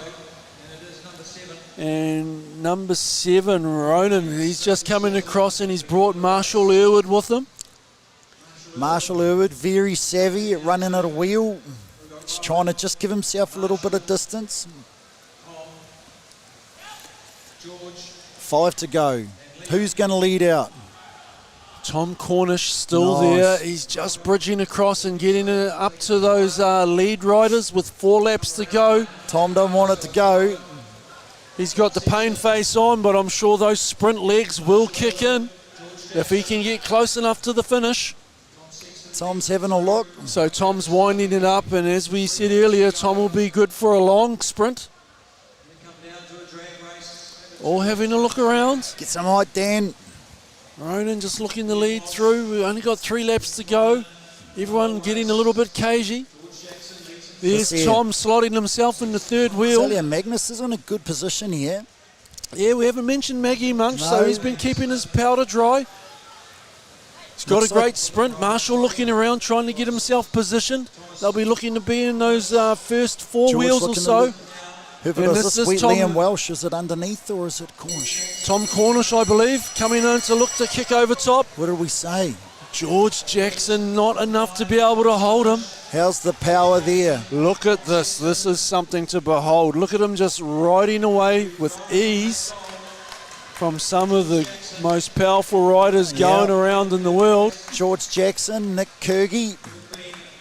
And when you think of that, Nick Kurgazoo's done a 59-second kilo. Mate, I'm going to give ourselves a pat on the back. We picked that one like a toddler who's just learnt that his finger can fit up his nostril. Don't take him to the line. Never take a sprinter to the line. Eh? They find a superpower, don't they? With 10 seconds to go. 10 seconds to go. Right, we're in my territory. Eh? Or as eyes light up. Mr. Cornish was an outstanding kilo rider when he was tagged onto the back of the bunch with less than a kilo to go. Internally, he would have been smiling. Yes. That's a wonderful race. There's carnage everywhere. It's awesome. Yep, but I imagine they'll get down there, they'll sit down, they'll look at each other, they'll have a little bit of a laugh, and they'll go, never take a sprinter to the line. No. So a great ride, and I suppose let's say that caps a great transition for Tom Cornish from a sprint rider to an endurance rider. Well, it puts the world on notice too, doesn't it, when it comes to world championships and things like that. Unless you're Kabuki and you can take 3 laps in a scratch race. Yes.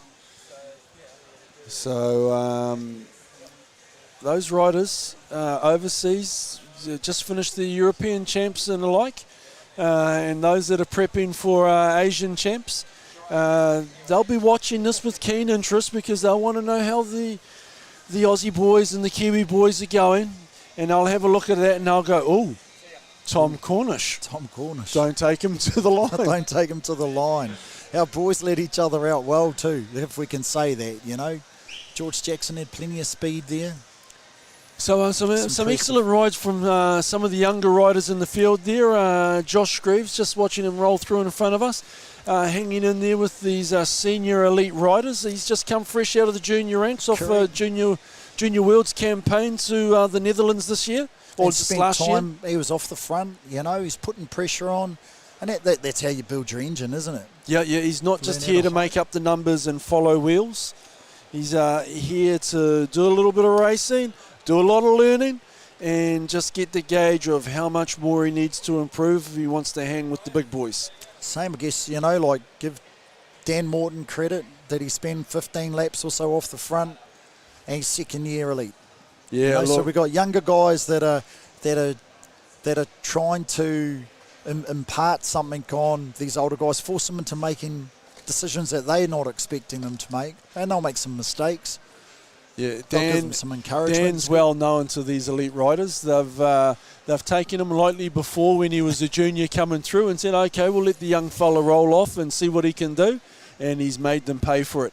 So when he pushed off the front there, they were happy enough to give him 100, but no more. They kept the pressure on and made sure that he didn't get out over that half lap, and just tested how strong the young man was. It's pretty awesome. So, I think is the last race for the night? Yes. They'll have some podiums. They'll give them a bit of time. They'll have some podiums.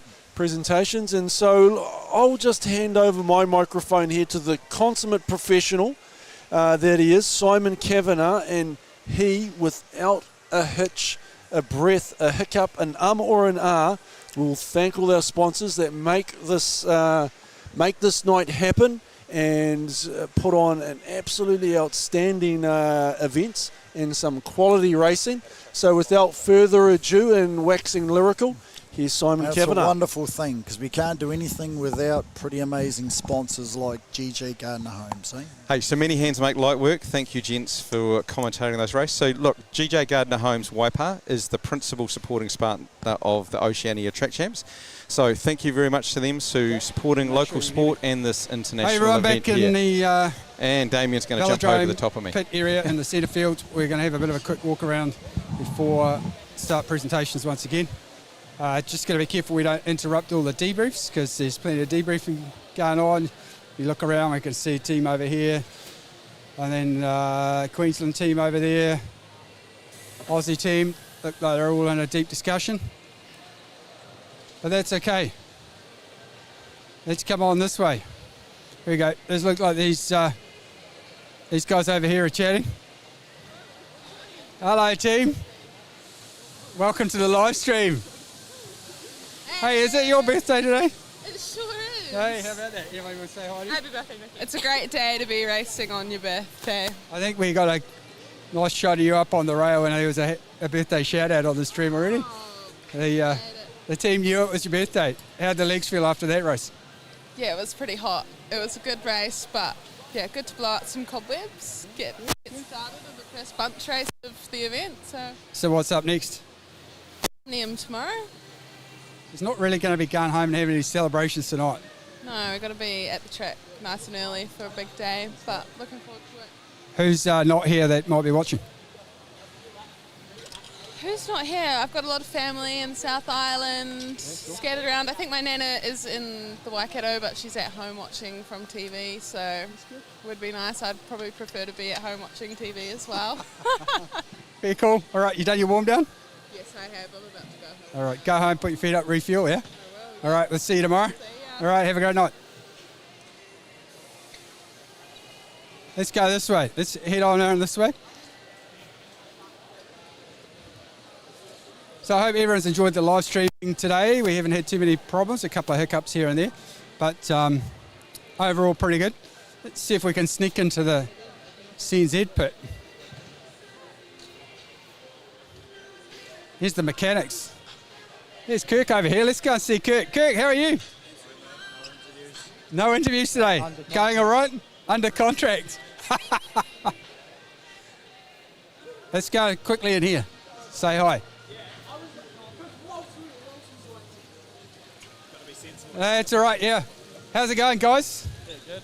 Hey, there's a big hit off the front there for you. Yeah, it was good fun. Yeah, good fun? Yeah, good racing. Nice full field, so makes it interesting. Yeah, it's a great team for the Aussies over here, eh? Big numbers, really good day racing, yeah? Yeah, and especially going up with Tom Cornish. We knew we didn't really want to take it down to a sprint because he's got some power, so, but it's all right. We've got a few more days to try and get them back. So you're going to try and wear them down over the next few days? Is that the plan? I reckon that's what we're going to have to do. So, cool. Who's watching that might not be here? My parents at home in Wellington. James Canny, yeah. Whoosh owner. Whoosh owner, there you go. Chris Ellington. Yeah, Chris Ellington. That's good. And the legs hanging in there today. Been a big day. Yeah, it has been pretty big. Obviously two IPs and then the scratch heat and then the scratch final, and then we did 3 TPs yesterday and full Omnium tomorrow, and it keeps going. The Whoosh team's doing pretty good, eh? Yeah, it's good. We've got a few boys in the elites, and then Benson won the under-19, so. Yeah, he's ripping it apart, isn't he? Yeah, he's doing real good. Yeah. All right, I won't hold you up. Enjoy the warm down. Yeah, thank you. Yeah, we'll see you the rest of the week. Thank you. All right, let's keep moving. See the lens just going like this, and just like zooming in. All right, we'll keep wander back through this way. Can't seem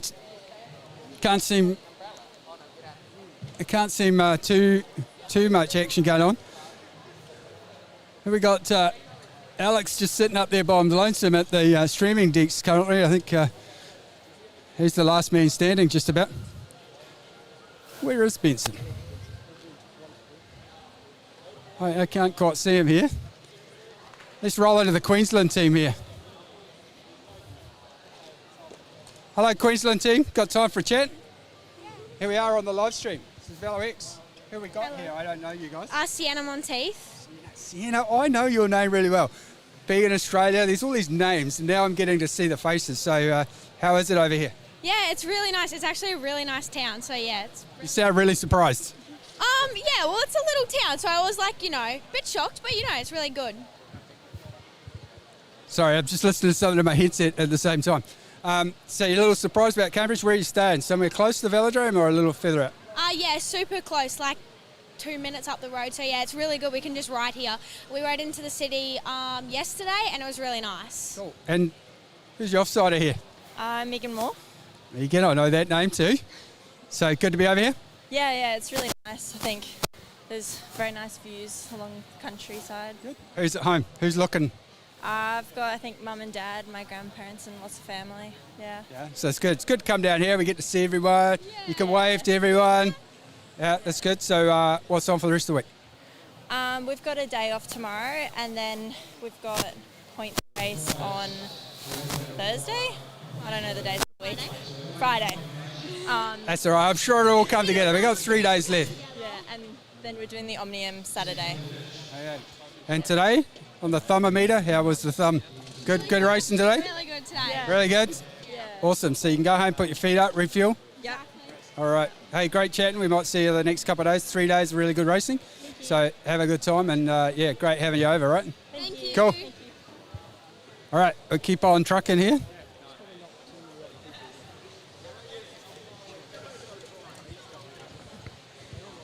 Who are these guys? Two young fellas?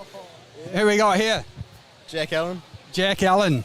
Max Allen. Max Allen. We're brothers. Yeah, that's trouble, isn't it? And we're sporting a bit of a bruise on the shoulder there. Yeah, I'm rode into a log on my TT bike. Into a log on your TT bike. The week before Elite Nationals. Not great. Yeah, that's not so good. How did the bike come off? Oh, no, it's completely fine. I didn't concuss myself, so not too bad. Okay. How about you? How's the training been in the lead up to this? Oh, keeping it rubber side down, so pretty good. And you guys did road nets, yeah? Yeah. Yeah, that was toughie. Oh, yeah. That guy Benson, you got to keep an eye on him, He's just ripping it up. Flying. He is absolutely pretty good, yeah. Yeah, that's cool. That's right. And just staying in Cambridge? Yeah, just staying. Good. All right. And today, tough, okay, legs feel all right? Not too bad. Kind of had a few glances off the front and worth a shot, but yeah. I'm looking forward to the TP tomorrow, so yeah. Yeah, it'll be good. Good. Who's at home watching? Oh, sister and dad, hopefully. Yeah, I think. Hopefully. You don't sound very convinced. Hopefully. Anyone at home? Oh, probably Padre. Padre? Big shout out. There you go. All right. Easy. Hey, we're going to put your feet up. We'll keep on trucking. All right. All right. Still waiting for the prize giving to go. Hey, Tim. How you going? How's the team gone? Oh, yeah, the team's going great. We've got a great vibe in there. Everyone's giving it stick to each other. So you're doing a little debrief there. I didn't want to interrupt, but... Laying down some hard plans for tomorrow. Is that your hard plans or their hard plans? No, that was the boys. Okay. That's good. How are they feeling after today? Yeah, they're all pretty good, and they're so motivated to ride the TP tomorrow because it's our true club team, and they've all ridden so many TPs together, so no one's been robbed out of that group. So they're all in for each other. So they were talking about what their lapping strategy is going to be. How are they feeling about having so many Aussies here? They're like huge numbers. No, they love that. They'll eat them for breakfast. Yeah. Okay, I'm going to look forward to that tomorrow. We'll come down and see you then. All right, thanks, Tim. Tim Pawson, fantastic guy, does a whole lot for cycling in New Zealand. Let's see who we got trucking around over here.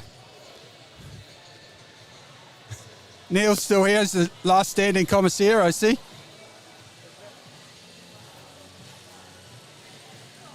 Here he is, got time for a chat. Oh, yeah? Who we got here? Thomas Cornish. Thomas, we were just talking about you. I think George Jackson was saying we had to sort you out because you got too good a sprint.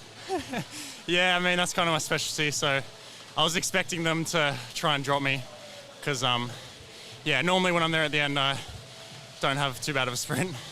Yeah, I think without giving it all away, they're going to try and grind you down over the week. Yeah, I think that's probably the right move, to be honest. I think I've developed a bit of endurance, but, the week-long stuff is still, a bit tough for me. Yeah, no doubt. How's the heat treating you, all right? It's not too bad. Yeah, it's probably a bit cooler here than what it is in Australia at the moment, so I can't complain. So we're complaining because it's too hot and humid. So it's not good for us, but good for you. Yeah. Who's at home watching you? I got my family, my parents in Sydney. I think they'll probably be watching, so yeah. Everyone says probably, though no one seems too convinced that anyone's actually watching. But I guess we'll find out. They'll hopefully give you a ring. Yeah. And big week for the rest of the week? Yeah, I think so. I'm racing pretty much every day. So it's kind of my first big competition in endurance. So I think it'll be interesting to see how I can back up day to day. Yeah. First time in Cambridge? Definitely not. You're probably here a sprinter last time, eh? Yeah, I've been here, I think maybe 3 times. Last time was Oshie's 2 years ago, and I was, a sprinter. Yeah, it was a bit quieter Oshie's 2 years ago. Definitely not as big a field as now. Yeah, and enjoying Cambridge? Oh, yeah, it's so nice around here. Just been for a few road rides, and it's nice and green, and a few hills, which not great, but it's nice. It's not too bad. That's good. All right, well, we'll let you warm down. Great seeing you out there racing. Yeah. It's really good, and I look forward to watching you the rest of the week. Yeah. All right, cheers. Okay, I can't see any signs of movement on the podium side of things, but I'm sure we didn't miss it. We'll head over this way. I think the commissaires are still trying to work it out.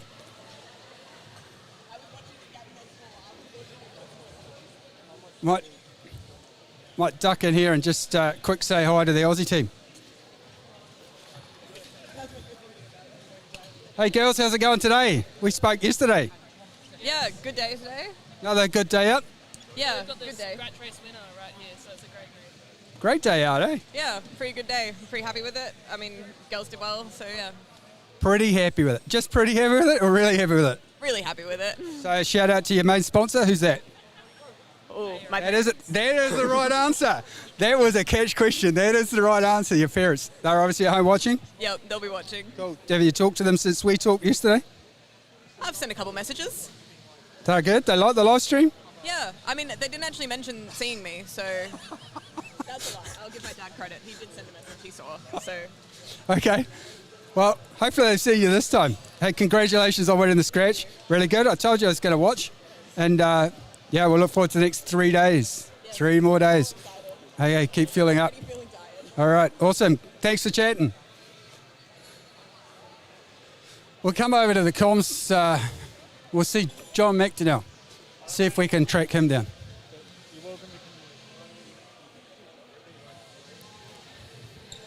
This is the guy who's on the commentating on the infield. I'll see if I can get his attention. Hey, Steph.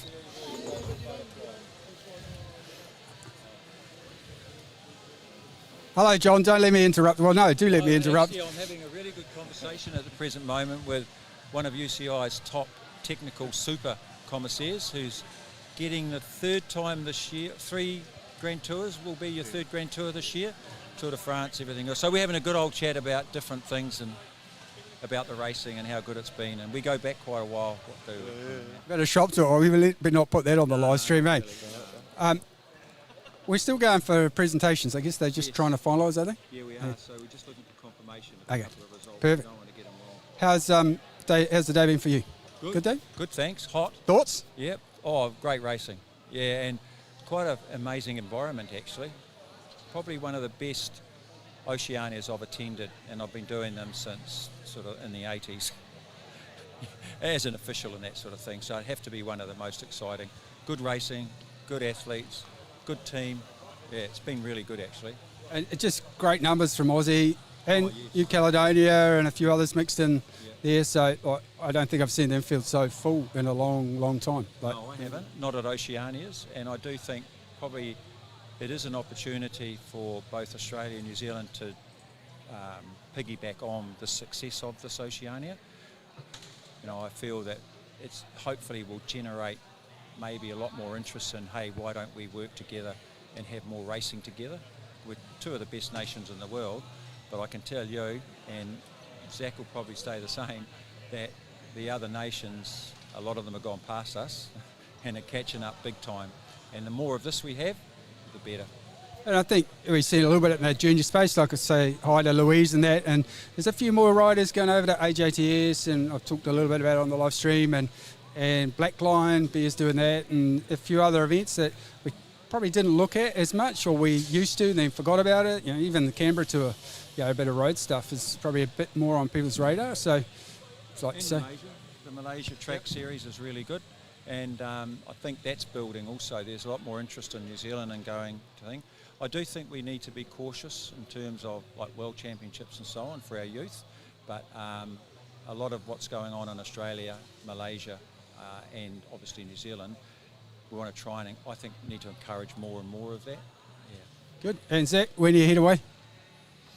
No, I've got a month off after this tournament, and then I'll get into the work. I'll go to where are we? March. I'll go to the Para World Cup in Thailand, and then after that I'll pop over straight away over to the Philippines for the Asian Continental Track Champs, and then April will be very busy with the World Cup in Hong Kong, the Oceania Track Road in Brisbane, the track World Cup track Malaysia, and then May I'll go do the Giro d'Italia, and then run through to World Road Champs Montreal, the World Gravel Champs.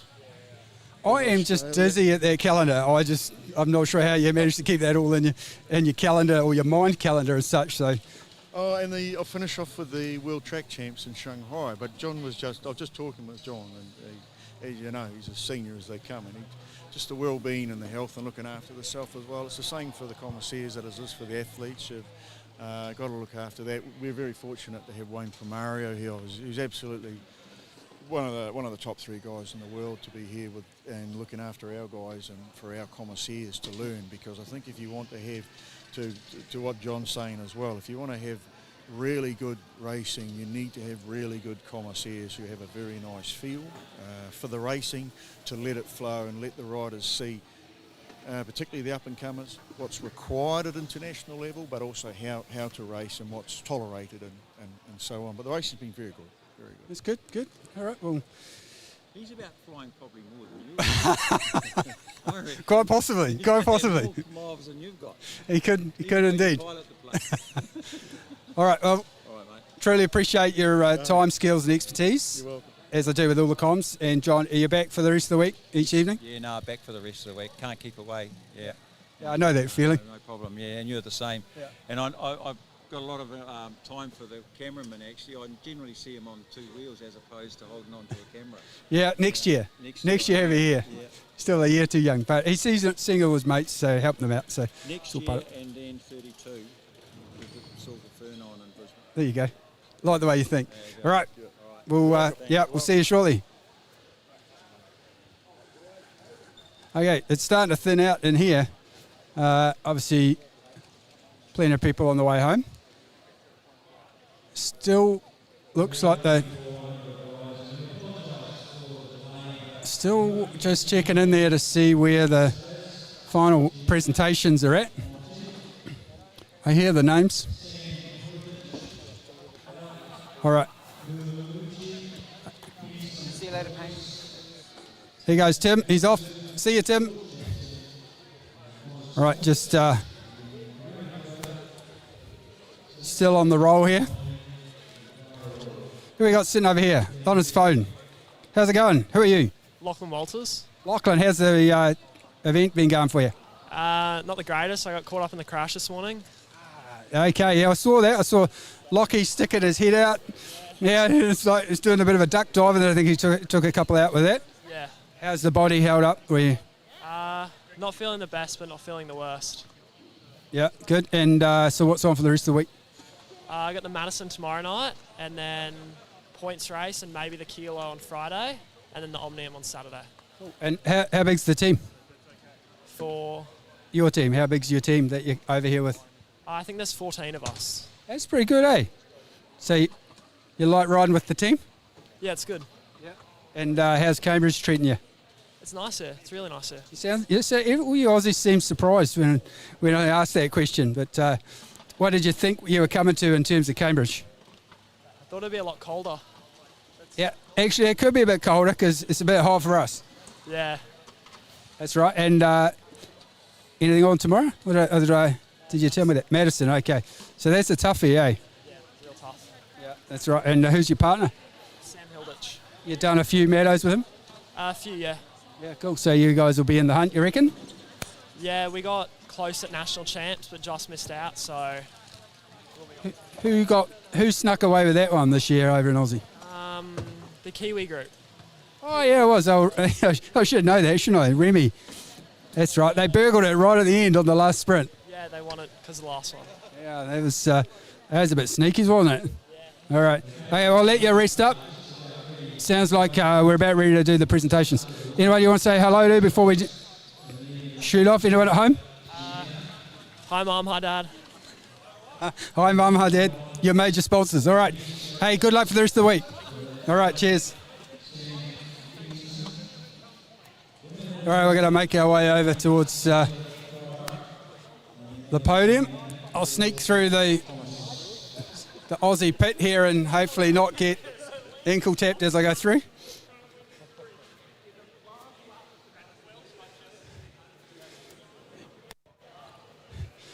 And we'll hand it over to the mic from John there, and we'll cut the feed down here. Yeah, sorry. We're looking for William Brown also in the men's under-19 scratch race. So in that race, we'll have Sam Hilditch, William Brown, and Benson Boys. Sorry, Alec, I did call your name out.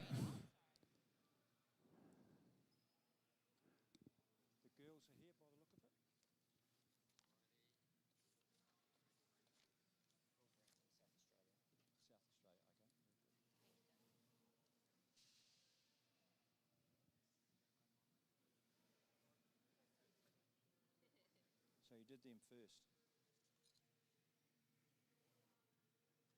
Oh, did you do them first? Yeah. Oh. Oh well. We'll go back to the girls.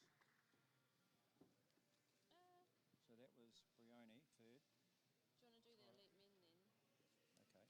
Righto. Yeah, fine. Okay then. Yes, you right with that? Yeah. We now move on to the elite men, and again Tony Mitchell, the president of Oceania and a member of the UCI Management Committee, will be presenting the medals.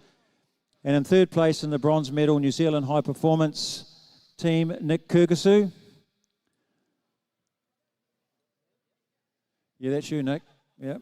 And in second place in the silver medal, New Zealand HP, George Jackson. And the 2026 Elite Men's Scratch Race Oceania champion from Australia national team, Tom Cornish.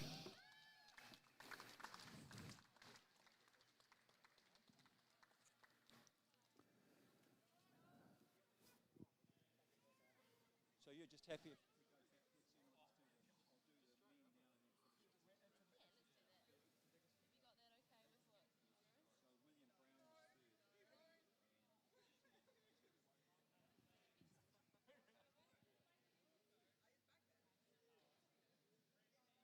Well, I think that's the case. William Brown.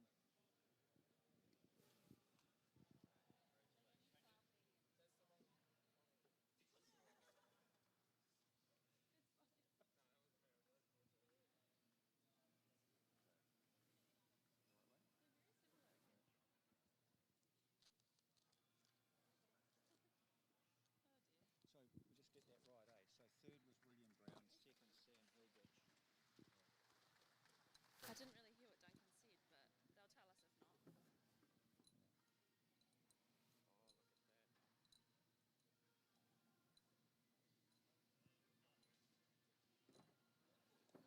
And in the under-19 men scratch race, and in third place, William Brown, South Australia. And in second place from Queensland Academy, Samuel Hilditch. And the Oceania champion for 2026 in the under-19 men's scratch race from Cycling Southland, Benson Boys.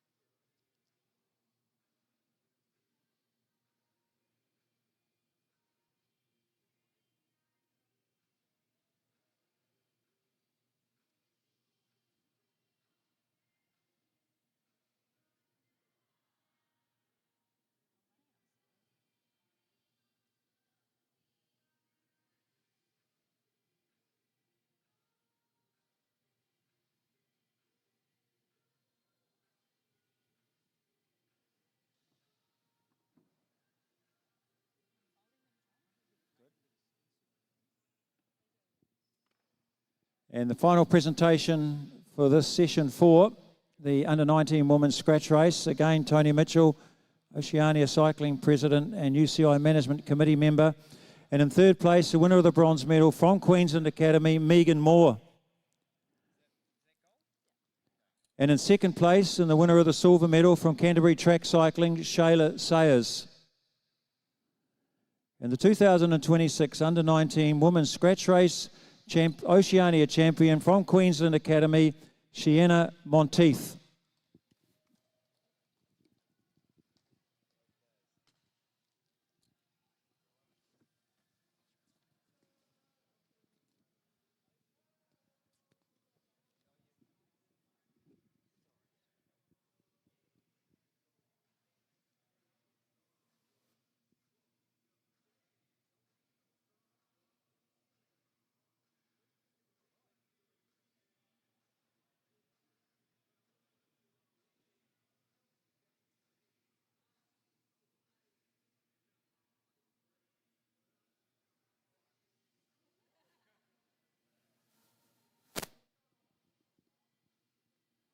Congratulations, ladies.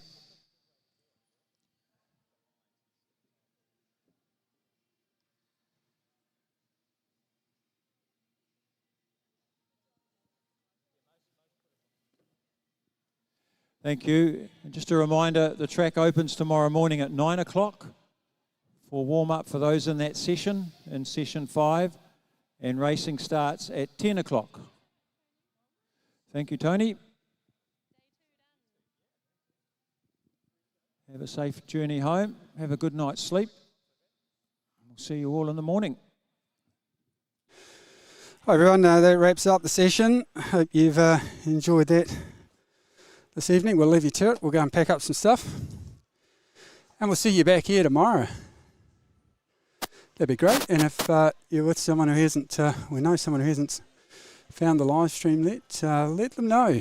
We'll see you all tomorrow.